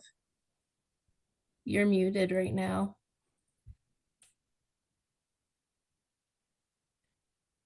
Go. Okay. Now Yeah. can you hear me? Yes, we can. Okay, great. I am Carol Essler, 16 Oakhurst Road. I've been in the community for 40 years. And I have a couple of comments. I'm also on the Sustainable Green Committee and Don's committee as well. but a couple of things. One is that I want to question the accuracy of the MDR map we were given, especially in terms of Lake Maspinock, because here we have a lake that is over 2 miles long that I've been walking around for 40 years, and it's listed on that map as having no sensitive areas. It's unclear to me how a lake that big with wetlands and vernal pools can have 0 sensitive areas on a map. It just doesn't make sense to me.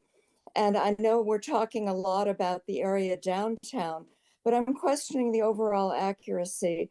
And I agree very much with John that why fix something that isn't broken here? These substances, many of which are banned in other countries, and our EPA is not getting stronger at this time, it's getting weaker. And we're not protecting our community with the vegetation management plan, and I stand in opposition to it. And we want to protect our children. Okay, thank you. In regards to the plan, I don't know, Carrie or Joe, if you can provide thoughts on that. I see it says sensitive areas not readily identifiable in the field, so I'm under the impression that a lake is readily identifiable, as well as significant streams, and that's why they're not highlighted either. But Right, through the chair, that's exactly right. And I was saying with Stephanie, I was like, I think it added some confusion. People tend to go to the graphics right away. But if you read the title, it's for, that's not readily available. So the idea was that, the lake is, especially with the road going through it, is readily available. A lot of the stream crossings are readily identifiable. So it's, what this map was intending to do was to really point out things that an applicator who's may or may not be familiar with the town might not know or see. Usually like the wetlands, the buffer areas, some more of those other protected areas that might not be obvious from if you're going down the road. But we felt like Lake Maspinock in particular, when you drive through, the lake's there.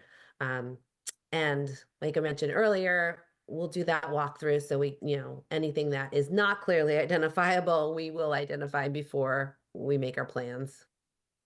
Okay. Thanks, Carrie. To the chair, I know it's public comment portion and I've missed my opportunity, but no, you can go. If I could jump in through the chair to Carrie. If this plan is not approved, how will DPW manage vegetation in the right of ways going forward? Thanks, Jean. Yeah, we will continue to do what we're doing right now. And there'll be continuing to be a backlog. So yeah, we won't change any of our operations, but we, personally been noticing that we have a larger and larger backlog every year. If we have another wet summer, the backlog will get even larger. And for some of this infrastructure that we've invested in, specifically on sidewalks to improve pedestrian access, we don't have as many tools to be able to keep them up to the level that people have been asking for. So people will see more weeds, especially near like the crosswalks, different things like that. And we'll just have to live with them. Okay, thank you. It's a good question, Janine. Through the chair, we could always send Ed out there too. So can I speak as a private citizen? You can. So private citizens could go out and they could deal with the invasives that are near their property. And one of the reasons why the quantity of invasives is growing every year is because we're not dealing with them in a way to eradicate them. And as we continue to do what we do, we facilitate the spread. This is a frustrating, wicked, complicated, painful situation.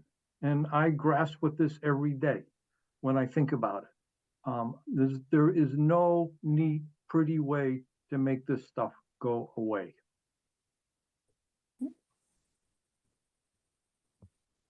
Thanks, Ed.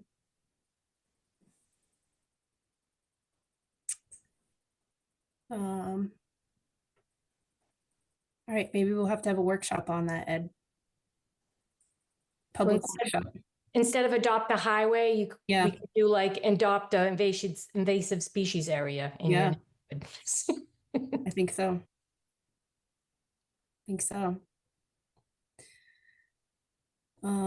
Okay. Any other comments or questions from the public?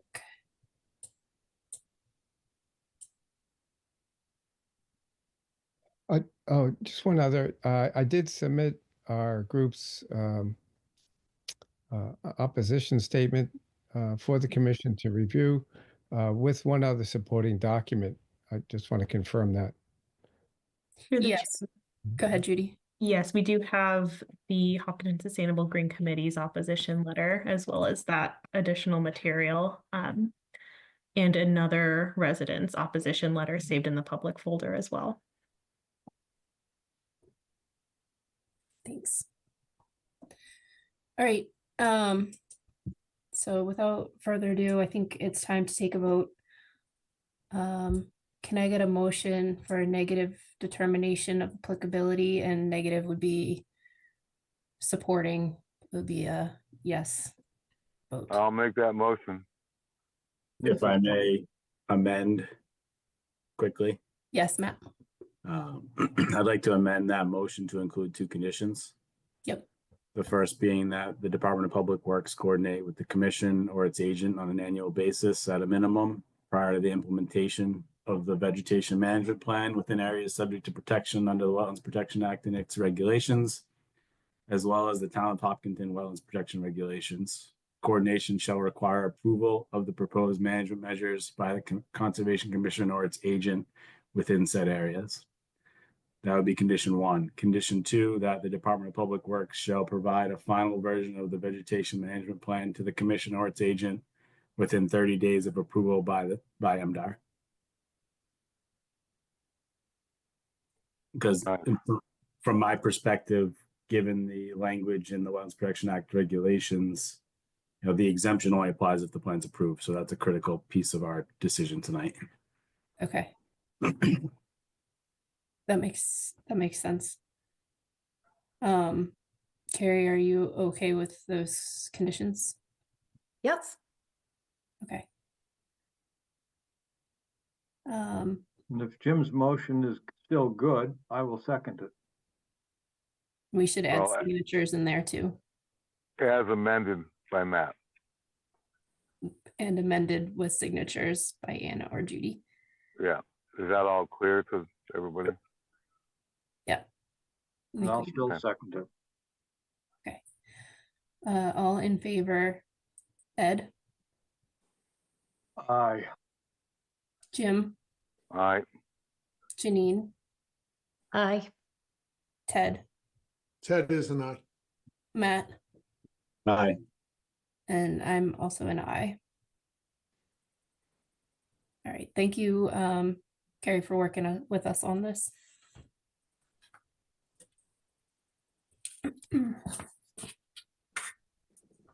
Thank you very much. Okay, I think we did what we need to do. Shall we get rid of it? All right, next up, Chamberlain Street was continued. So we have 12 Maple Street extension, notice of intent. Oh, through the chair. Yes. Hayden Row right of way for the school. Oh, yep. All right, Hayden Row right away, 129 Hayden Row, roadway widening. Do we have someone on the call for this? Yes, through the chair, Claire Hogaboom, wetland scientist with LEC Environmental, representing the applicant, and joining me are Chris Eberly and Chris Kenny of Vertex, along with Greg Russell and Luc Boucher from VHB. Okay, welcome. Thank you. So just to give a very brief overview, since our last meeting, we presented at December 17th. We had LEC provided a response to Lucas Environmental's peer review letter that was on January 17th. And since then, we received email confirmation through Judy Day on January 23rd that Lucas Environmental was satisfied with our responses and had no further comment. Those responses were essentially directed towards the Lucas Environmental comments, and I believe expanded a bit upon some commission requests to evaluate whether the applicant would consider if invasive species removal could extend onto private property. And we summarized in that response letter that we discussed with the applicant and the DPW and determined that extending work onto private property was not a typical action or consistent with the work that would be done within the right of way and was not really consistent with the original scope of this project. And we were also made aware of the vegetation management plan that was just discussed. So we were keeping that in mind with regard to ensuring that the general contractor keeps that in mind when they prepare the formal ISMP that would be provided to the Concom for the start of the work, and that any future encroachment potential into the right-of-way could be maintained and managed by the DPW going forward. I believe other notable comments that we addressed was providing documentation that the stormwater feature at the Marathon driveway entrance is non-jurisdictional, and confirmation that the project does in fact meet the criteria for limited project. The project team also received a peer review report from Tig & Bond related to the stormwater peer review. VHB provided a response memorandum on January 14th with revised plans.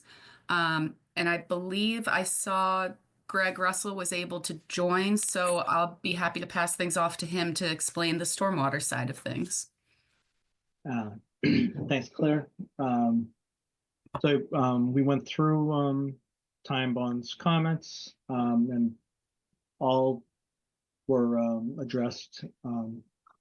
I think there was again agreement as with Lucas that the project was classified as a limited project, and meeting the standards to the maximum extent practicable. We provided an updated set of plans, which were provided to Time Bond yesterday, and the plan changes that they had requested, they noted were addressed. The one comment related to comment number 4 was in there, which is related to the request to review the providing a closed drainage system or curbing the east side of Hayden Row Street, north of the Marathon School, and providing a closed drainage connection to the existing culvert was the one comment that there was some, I guess, disagreement about. But so we're kind of looking at this from a few different directions. We did review it, and from a grading standpoint, we found it would be feasible to provide a catch basin, and then what we would have to do is connect it directly into the culvert. Our original thought was to run a pipe across the street to the existing drainage infrastructure, so we wouldn't have to touch the culvert at all. That turned out to be infeasible due to the existing utilities within the roadway. There's a gas main and water main that we would have to traverse, and there's only about a foot in between the two. So we determined that was not feasible. So then it comes to a point of kind of tying it directly into this culvert. And we had a couple of concerns with that. One being this culvert was extended at one point. So digging out and exposing that, we're unsure of the structural adequacy of that. We'd have to install a manhole on top of it and then kind of break apart the pipe that's in the manhole. So that was kind of a concern of ours and DPW, what that might, if that might lead to future structural concerns with that culvert. And then just given the limited area that would be going to this catch basin and limited treatment options, we just weren't sure if that really made the most sense given the again, the constructability concerns and then the added cost of the project, which the town would have to bear. And then we also had additional concerns about spread, where we curbed the road, where right now all the water drains off. If we curb it, given the narrow shoulder that we're talking about, that is going to, the spread's going to reach out into the halfway through the travel lane, or more, which could definitely create a hydroplaning concern during heavier events. So we would still, I guess, push for to maintain the existing drainage patterns where we have the off sheet flowing off the side. But we did want to bring that up. I think Ty and Bond kind of, looked at it a couple times and kind of changed their mind on their opinion. So with that, we can take questions. Okay.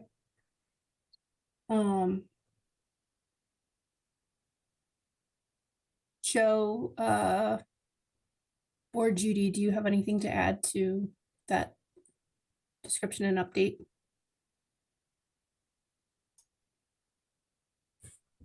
Through the chair. Yes. Yeah, I think the question, as I understand it from Ty and Bond, was whether the alternatives assessment provided was considering cost as part of, the couple of alternatives presented. So I think if there was a discussion around whether the cost piece wasn't a factor here, if those same stormwater strategies would still be considered infeasible. And I also wanted to clarify on the plans, there are specs for deep sump catch basins on one of the later sheets, and I just wanted to confirm where on the site those would be added to, or if that's just kind of those standard specs. Through this chair, those are for the drainage system that's being installed south of the proposed Charles Woods driveway. So okay. They were Ty and Bond asked that those be added as part of their original comment letter. So we added those, and those were the specs for that particular system. As far as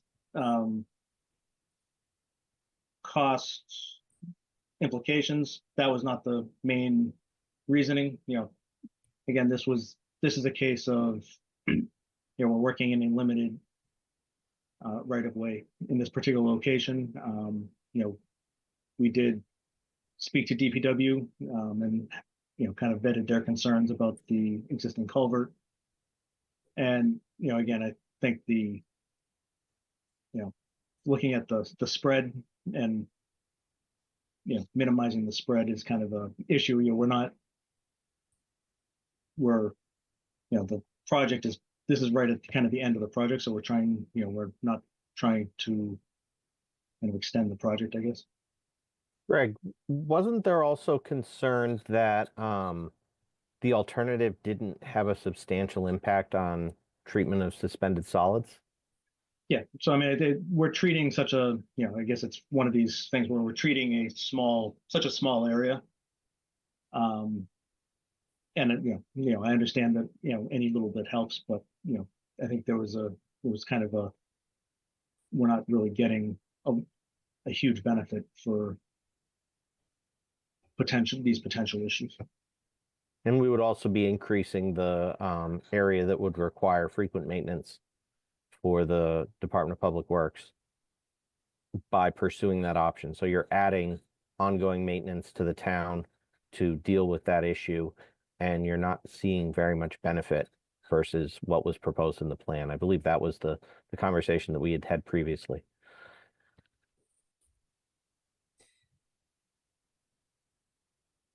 Just a quick, I know it's outside of our, well, kind of outside of our jurisdiction, but you mentioned the addition of deep sump catch basins further down in the project. Those replacing catch basins that currently exist without sumps, or those new, or a combination of the both? No, we are installing one new deep sump catch basin that's at the proposed Charleswood School driveway. And then a new manhole that will tie into the existing system across the street that then goes south down Hayden Row Street and eventually discharges on Chestnut Street. Those stormwater calculations were sent to Town Bond as part of the original memo. So. Yeah. Okay. I guess what I was getting at is there potentially benefits, being had from those improvements overall when looking at the whole scope of the project? So, that's treating an area of water that's not being treated now. It goes either finds its way off-site or eventually finds its way into that same drainage system. Okay. So in the overall project, we're seeing some stormwater benefit down the road. Okay.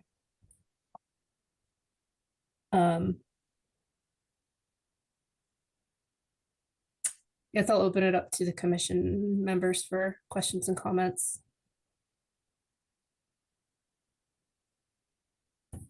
Through the chair, Yes, Greg, Matt. can you clarify quickly on the plans? One plan shows there's no drainage infrastructure proposed within the jurisdictional area, and another shows a catch basin with a manhole connecting to the culvert. What is currently being proposed? So we're proposing no catch basin. We had provided a plan with the catch basin just to demonstrate that it was technically feasible from a grading standpoint. So the intent was not to install a catch basin. Thank you. And follow-up question, you mentioned spread being a concern, reaching out into the traveled way. Was there an evaluation of installing multiple catch basins along the eastern side of Hayden Row to deal with the spread issue?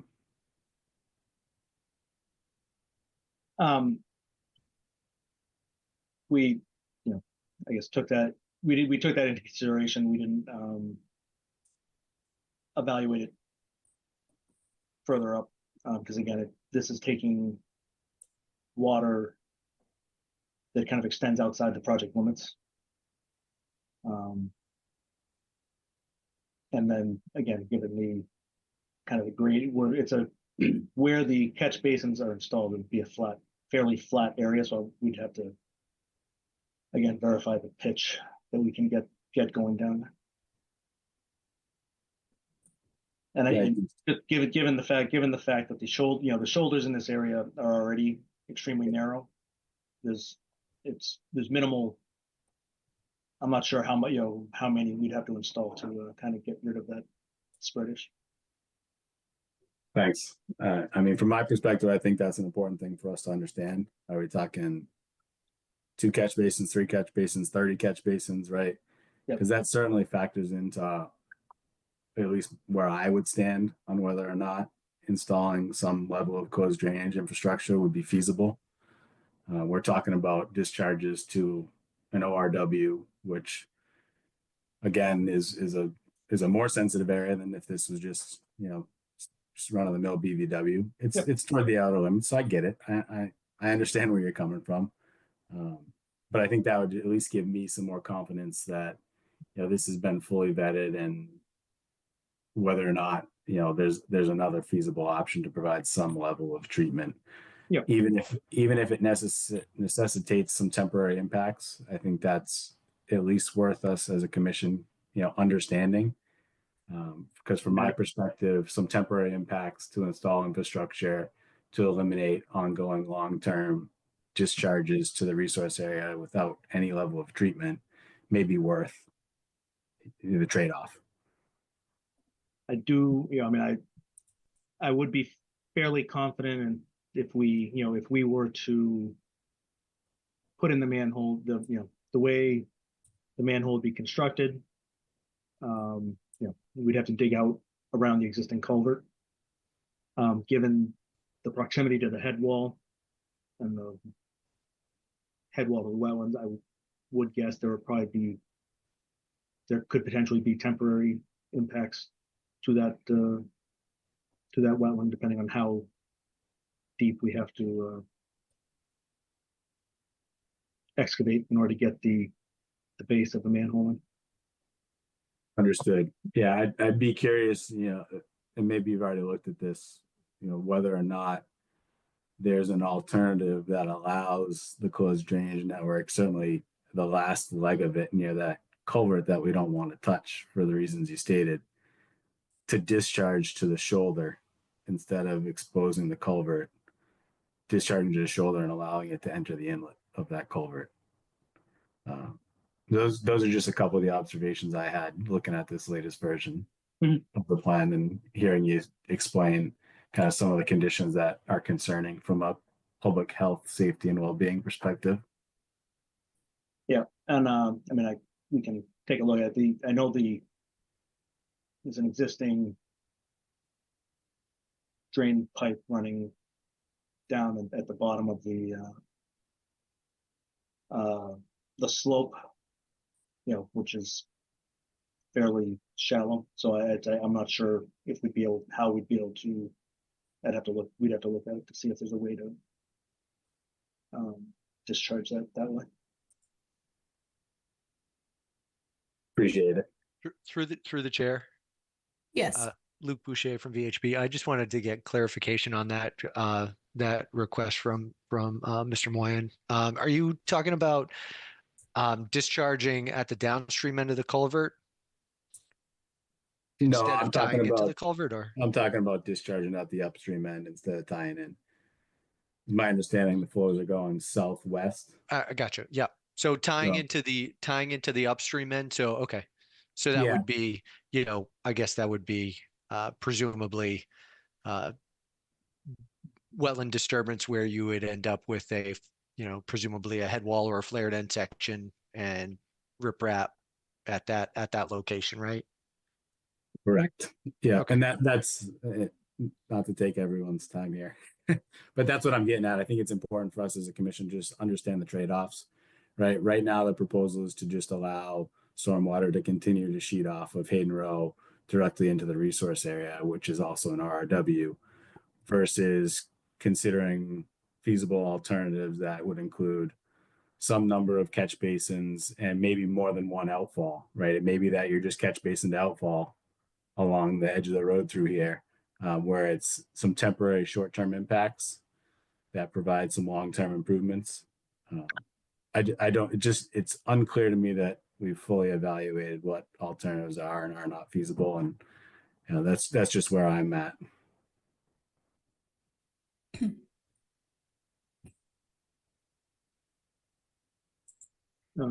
Yeah, so if you look at there's a pipe right at the top of the plan that's being shared. There's a pipe right before the head wall.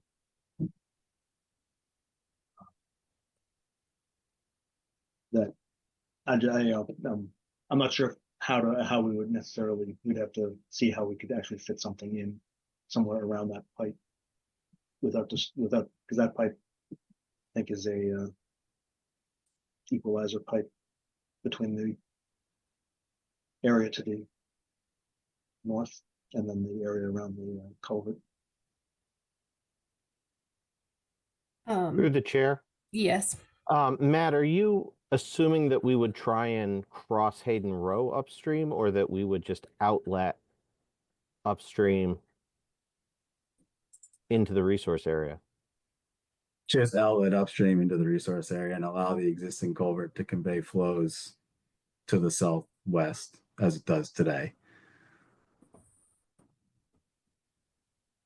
So, for instance, we put a catch basin at Station 14 and just a pipe with a flared end section. No, I'm just it's not that long a stretch of road would be my immediate observation. And we're looking at maybe 300 feet of pavement that I think at its widest point is what, 11 feet, Greg? Mhm.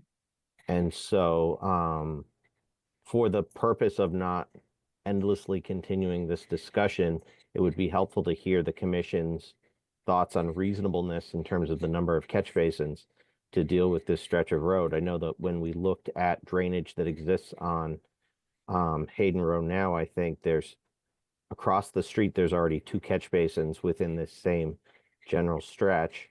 And just because I wouldn't want to continue this and come back to you with 2 and have the response be, well, did you look at 4? So I'd just like to know your thoughts on at what point does this become sort of unreasonable to capture this stormwater drainage on this side for what is an 11-foot at most increase in pavement? I think what either I'm looking for something I can't find, or I'm just not locating it in the file right now, is the alternative analysis describing the different scenarios that you went through, Greg, tonight and that we're talking about. Do we have a definitive write-up on what was looked at in the alternatives for our record? It was in, I think it was in the memo to Ty and Bond, and then also the memo from Ty. The memo that we returned to Ty and Bond. So I believe it is the peer review letter, peer review response Hayden Row, I believe is what it is. In the folder, was it part of the LEC letter? No. Yeah, Melissa, you can find it, I believe. There's the response written in the letter on Ty and Bond letterhead with today's date that summarizes the alternatives analysis that was considered by VHB. To kind of circle back on your point, Chris, and I understand completely where you're coming from. I think the most critical piece of information in my mind in terms of understanding whether or not closed drainage network is a feasible alternative here is how many catch basins would be required to meet the spread requirements for the roadway. And if that's 2 catch basins, to me, that's a feasible alternative.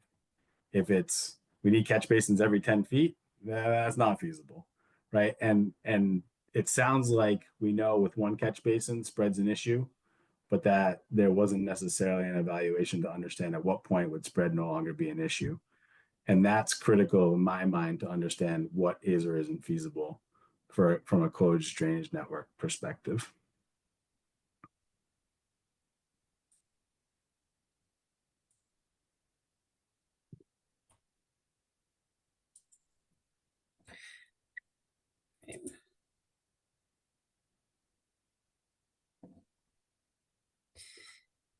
All right, so in order to get to the finish line on this, I think what we're looking for, because the commission obviously wants to encourage into the line of treating stormwater in any retrofit roadway project, redevelopment type thing. That's the only way we're really going to make progress on those stormwater quality issues. But I think we need for our file clearly vet, that it was looked at, if it's feasible, that something's installed. If it's not, then why? And not just in a review letter. Like Matt was saying, with a level of detail that's more than just concept level. Do you want I think. Do you want a memo just to the conservation commission? Alternatives analysis, basically looking at the, if the answer is no, we don't think we can do it, then I think we need an alternatives analysis in our file as to why. Or you're going to find that actually we can do 2 catch basins, so we just update the plans and do it. And does that make sense? Yep. And through the chair, just thinking ahead of what this alternatives analysis would look like, and I think Mr. Moyen pointed out something along the lines of what would be reasonable for the number of catch basins, but another consideration I wanted to confirm that the commission would be concerned with is if any of these alternatives did result in potential permanent impacts to wetland resource areas, if there were permanent impacts to BVW or the stream, they are considered outstanding resource waters. So there is kind of a balance to be considering there as well. Would you agree with that from the commission? I would agree that would be a metric in alternatives analysis. Yeah. Yep. I concur. Okay, anyone else have any thoughts or comments on that? Through the chair, this is Ed. Yes, Ed. I'm disappointed that thinking outside the box, dealing with invasive plants on the adjacent property is not to be considered. Whether it's as simple as talking to the butter and saying, hey, we're going to be doing this and it's going to cost us an extra 20 cents to do you too. Are you okay with that? This is a school. A school is about education, and our role is about educating the public and educating the public about invasives and how to deal with them. I would like to see this pursued. Thank you.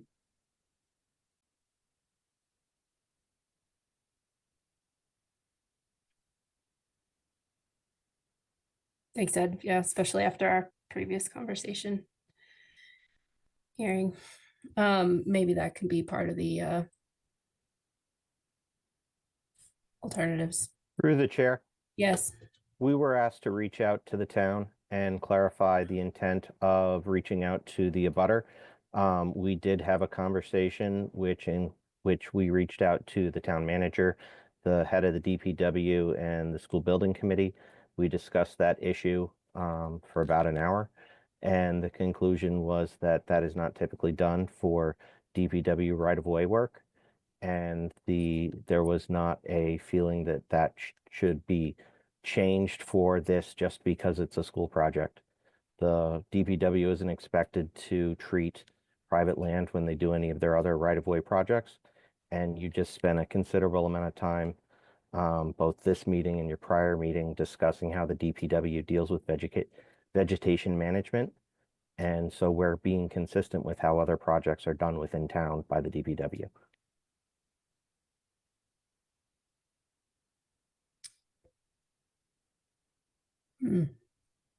Yeah, I think based on our previous conversation, our previous hearing, it's that the times are changing in regards to how we deal with invasives and vegetation management, and we need to start doing things differently than we have in the past. So I don't know that continuing the status quo is a valid reason not to think outside the box, but I understand that it's a town it's a town just approach and mentality that's got to be worked with on this issue going forward. So all right, I think we've beat this one for a while, so is February 12th enough time to come back with that formal alternatives analysis and potential additional stormwater measures as you figure that out? Greg, I think you could, it sounds like it's on your team to put some of this together or most of it together, but I think we would probably want to request a continuance to the next meeting. And if we need more time, we'll ask for another continuance. But I would just ask, knowing that this is not necessarily a peer review back and forth, and it's something to be submitted to the commission members for consideration, would providing this document 1 week at least in advance of the meeting be sufficient time to allow the commission ample time to review and be prepared to discuss? I think it would. I'd agree. It doesn't go to time bond. It goes, well, I guess I'd open that up. I don't know, Matt, what do you think? So I'd be comfortable looking at it as a commission and not pushing it to a peer review. Yeah. And a week should be plenty of time for us to read through it. I don't think it needs to be an expansive document, so. Yeah, that should be fine. Okay. And can I get a motion to continue to the 11th? So moved. And seconded. All right, all in favor, Ed, Aye. Jim, Aye. Janine, Aye. Ted, That is an aye. Matt, Aye. and I am also an aye. Thank you very much. Have a good evening. You too. Thank you.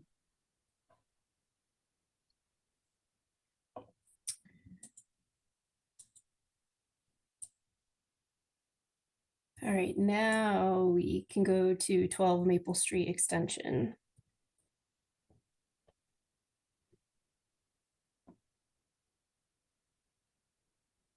Good evening. This is Mark Arnold with Goddard Consulting here on behalf of Nicholas and Kathleen D'Angelo for notice of intent at 12 Maple Street Extension DB file 188-1838. All right. You have some updates for us? Yes. So we appreciate what Lucas's peer review letter that we received. We did provide responses to those comments and also DEP in terms of the original plans, and we provided quite a few modifications to the site plan, which we think are all good benefits, and we appreciate Lucas's comments on what they gave us. So starting off with the just again general highlight, this is again, this project's all within existing lawn on the property. The house has been shifted to the south to be 29 feet from the wetlands. Previously it was 12 feet for that. We also provided some narrative in the sense of rotating the house in orientation wise, rotating it, say, to go north, going east to west, was decided not to be proceeded with because it would actually extend the driveway longer to get the driveway into the back of the house if you rotated the house, with a longer driveway in terms of the configuration.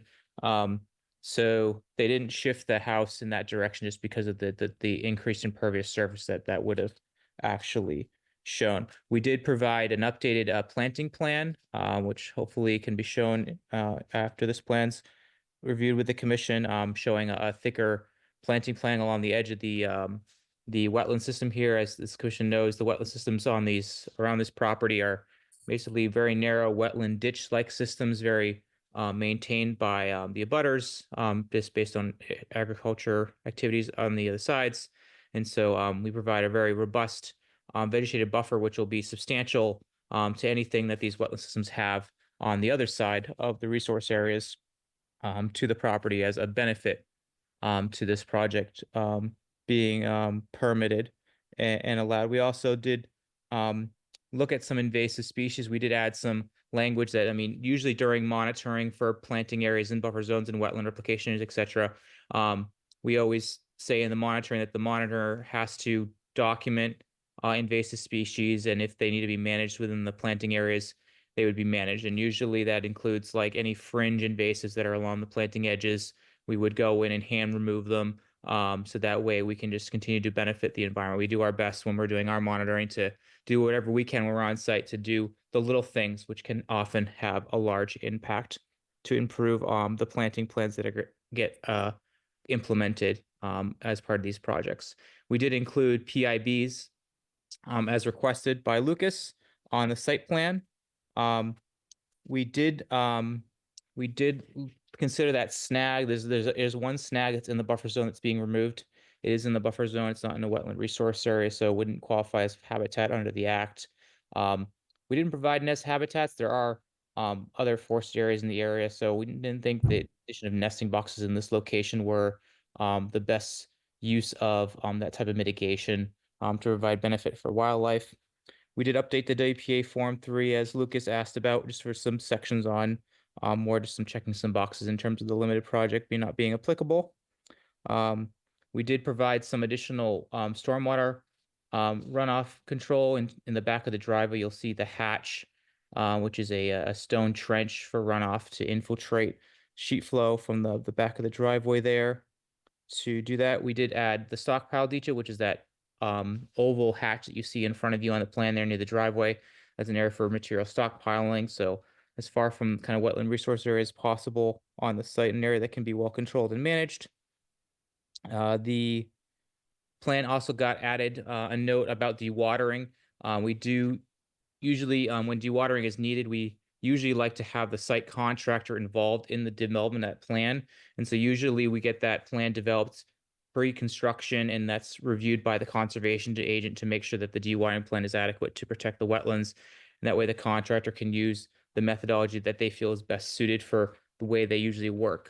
Usually there's a lot of different varieties of methods that can be used for dewatering, but we usually like to leave that open for the contractor to kind of opine versus boxing them into a certain plan that may be tweaked slightly that is easier for the contractor to implement based on their usual standard practices. The plan also includes a proposed well on the property for water to the property, because that was a plan that was mentioned. And we did make sure the vertical datum was shown that Lucas mentioned. We did submit colored plans, and DEP did issue a comment as well, which we did address in terms of making sure that invasive species would be managed as part of the planting plan in the buffer zone. One last thing, as a note, we did also show, just to understand the development of the property, we did show a pool and deck in the back of the lawn, just to kind of preempt any type of changes that would be in the future, just to kind of allow that to be kind of there, rather than having that become a change halfway through a project, as the development team kind of thinks about the back lawn area. So glad to take any questions or comments. All right, before we go to the commission, I would just ask, I know this one came in on Friday, I think, so I don't know that you had time to look at any of it, Joe, but I do want to give you the opportunity to make a comment. Yeah, I actually did have a chance to look it over today, and go through it in pretty good detail. And I think the vast majority of my comments were addressed, as Mark had just gone over. I got a couple of remaining questions, I guess, regarding the alternative for the house turned sideways not working. You had mentioned there'd be significantly more pavement than the current plan. And do you have some roughly numbers on that or anything, or would there be what would be the disturbance within the 50-foot notice period? Also would be more or less or similar. I don't know if you mentioned it, I might not have caught it. We did adjust the numbers on the proposed planting, and I think those the additional plants, the spacing looks appropriate. The dewatering plan you had mentioned, there is a note. Also, there's two notes on the plan, the site plan. One that if needed, the Conservation Commission needs to be contacted on that, and there's also a note on just the BMP kind of practice for doing that. Let's see what else I had. I guess the only remaining minor, very minor item I had was that the color used for the bank under the on the color plan is supposed to be orange. You use blue, but I'm not going to make an issue of that. So, anyways, I think my comments were pretty well addressed. All right. That's all I have right now. Thanks, Joe. To the chair, do you want me to clarify some things, or do you want the commission to go through their comments? I think it would be worth clarifying, especially Joe's comment on what does that mean by the driveway gets bigger if I rotate the house. Yeah, that's a great question, Joe. So the rotating the house configuration, the way it's set up, the driveway would end up coming in the back of the house, keeping the configuration the way the house is. So the driveway would probably go up, I would guess, maybe 30%, 20 to 30% of what is there now to allow for that to be backloaded into the house. So give or take. So it is an increase. And so again, we're trying to keeping the side load there does keep the driveway as tight to the front of the property as possible, while also keeping it in line with the zoning setbacks for the house itself.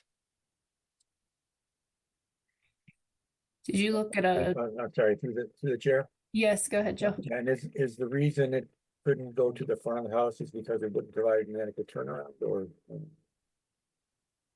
I think there's been some discussion. I know with the fire department wanted the end of that road paved, and so I think there was also that concern of making sure there was a good access for fire to be able to turn in, rotate around that end of that street, just because it's kind of a narrow area in the neighborhood.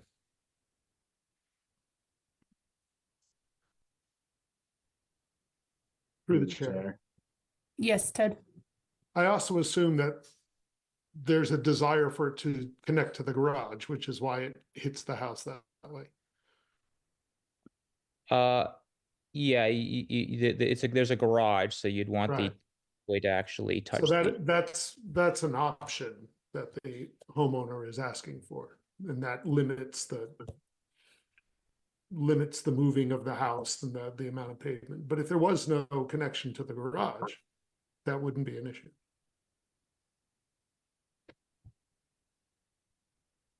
Yeah, correct. That could be an alternative. But it's a pretty small alternative in terms of the current layout compared to not doing that right now. I don't think it's again, if there was no driveway to the garage, they need more space for parking vehicles because wouldn't be in the garage itself. So they'd want to extend the driveway for that reason too. So I think overall it's a pretty compact driveway setup for a side load for this house.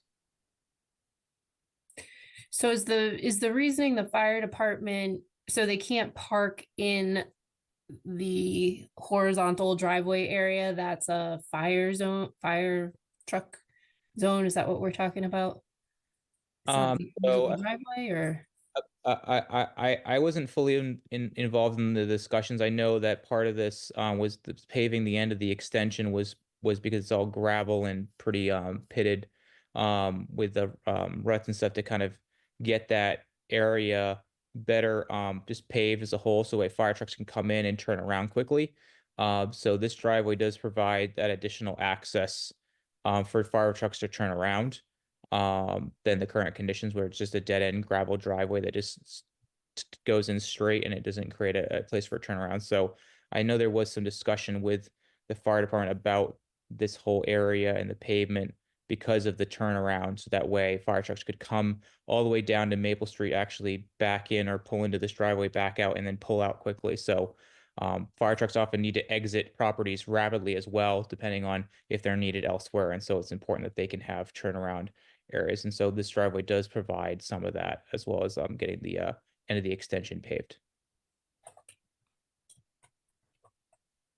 Through the chair, this is Ed. Yes, Ed. So this extravagant driveway is for the benefit of or the potential benefit of the Hopkinton Fire Department. So there has been discussion. I mean, there's part of the reasoning for the driveway layout the way it is has been consideration of fire stuff. So you'll notice there is actually a proposed fire lane easement on the site plan.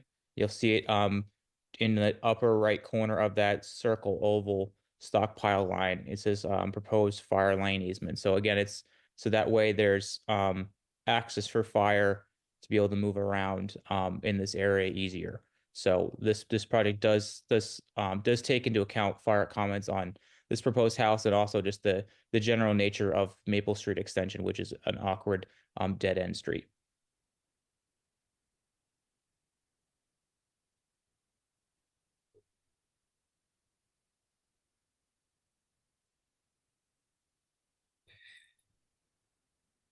Okay, I think my thoughts are that it would be necessary to get some what the definitive direction was from the fire department so that we can really understand what's required and what's desired in this parking lot area situation.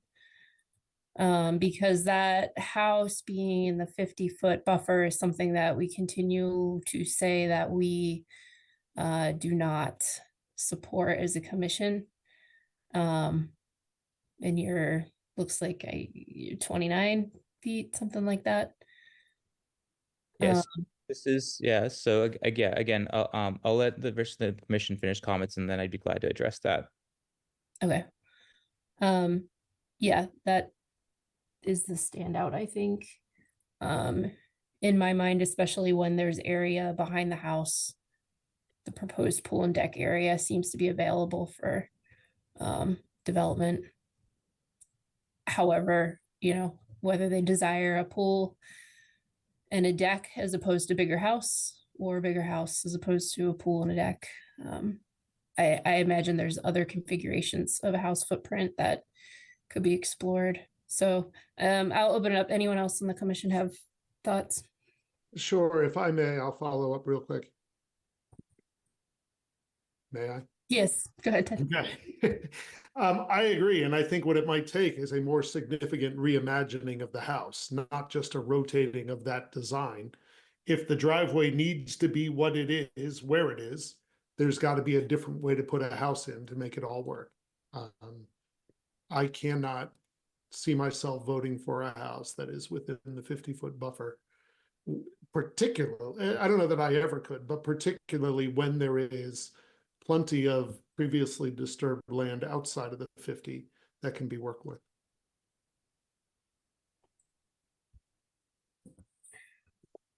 All right, Melissa, it's Jim. Ted's Yes. done. Yep. Why can't the house be moved down, I guess, southerly and be front loaded, have a front loaded garage instead of the side loaded garage? That would take it completely out. Is that a fire department concern for their turnaround?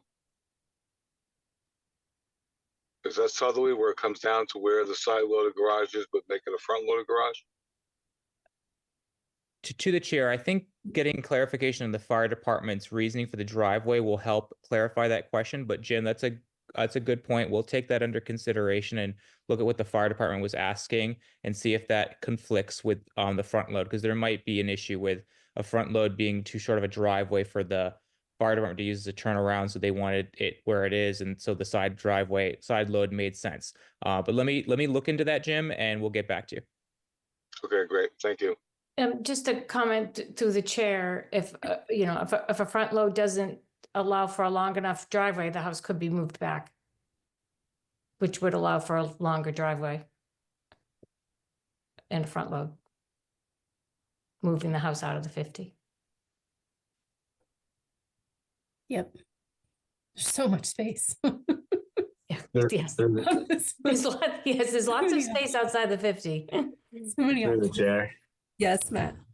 I think the message has been pretty clear that there are numerous feasible and comparable alternatives to what's being proposed. And I don't want to miss the critical fact here that this is ultimately a self-created hardship because it's a proposed lot, not an existing lot. So I'm of the same opinion as Ted that I would have a very difficult time approving structure within our no build zone under the local regulations.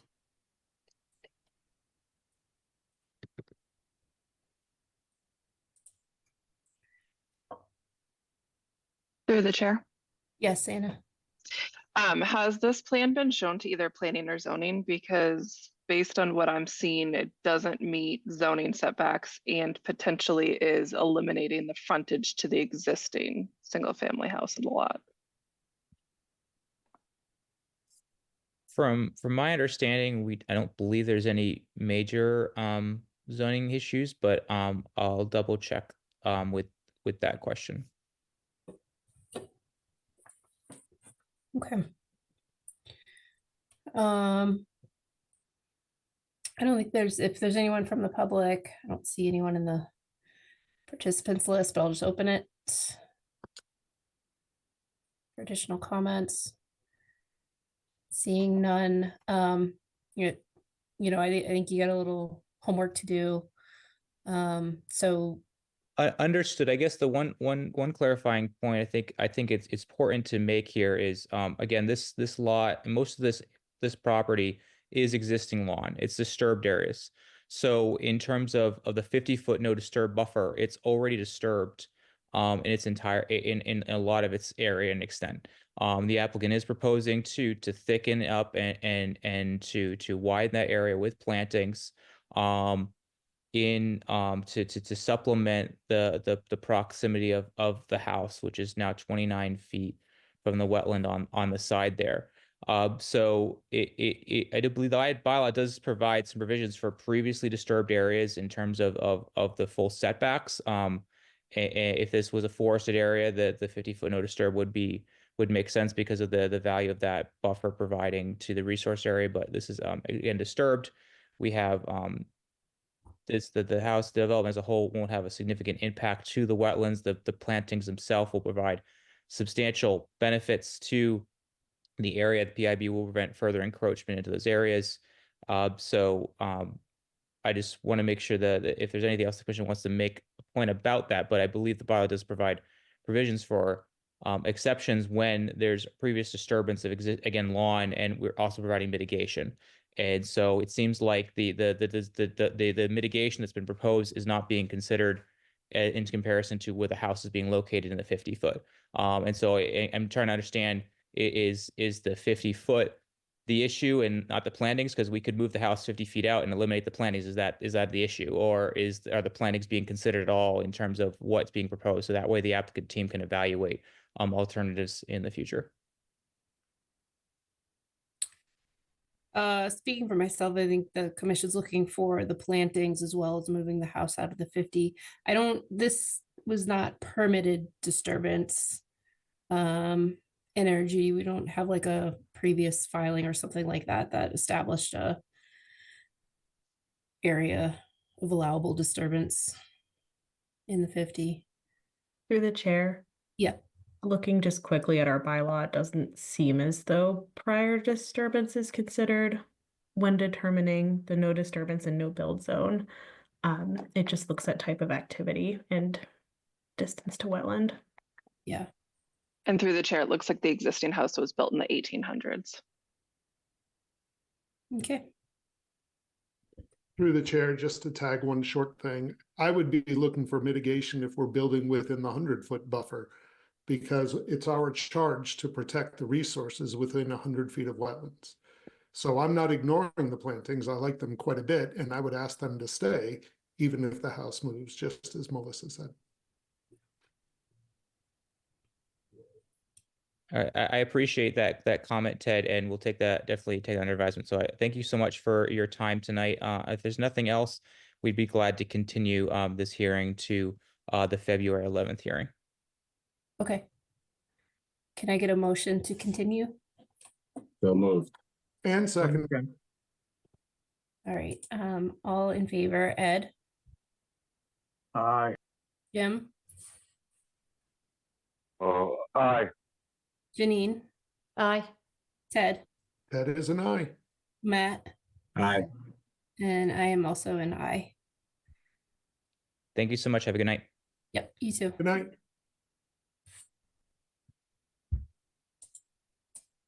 All right. I think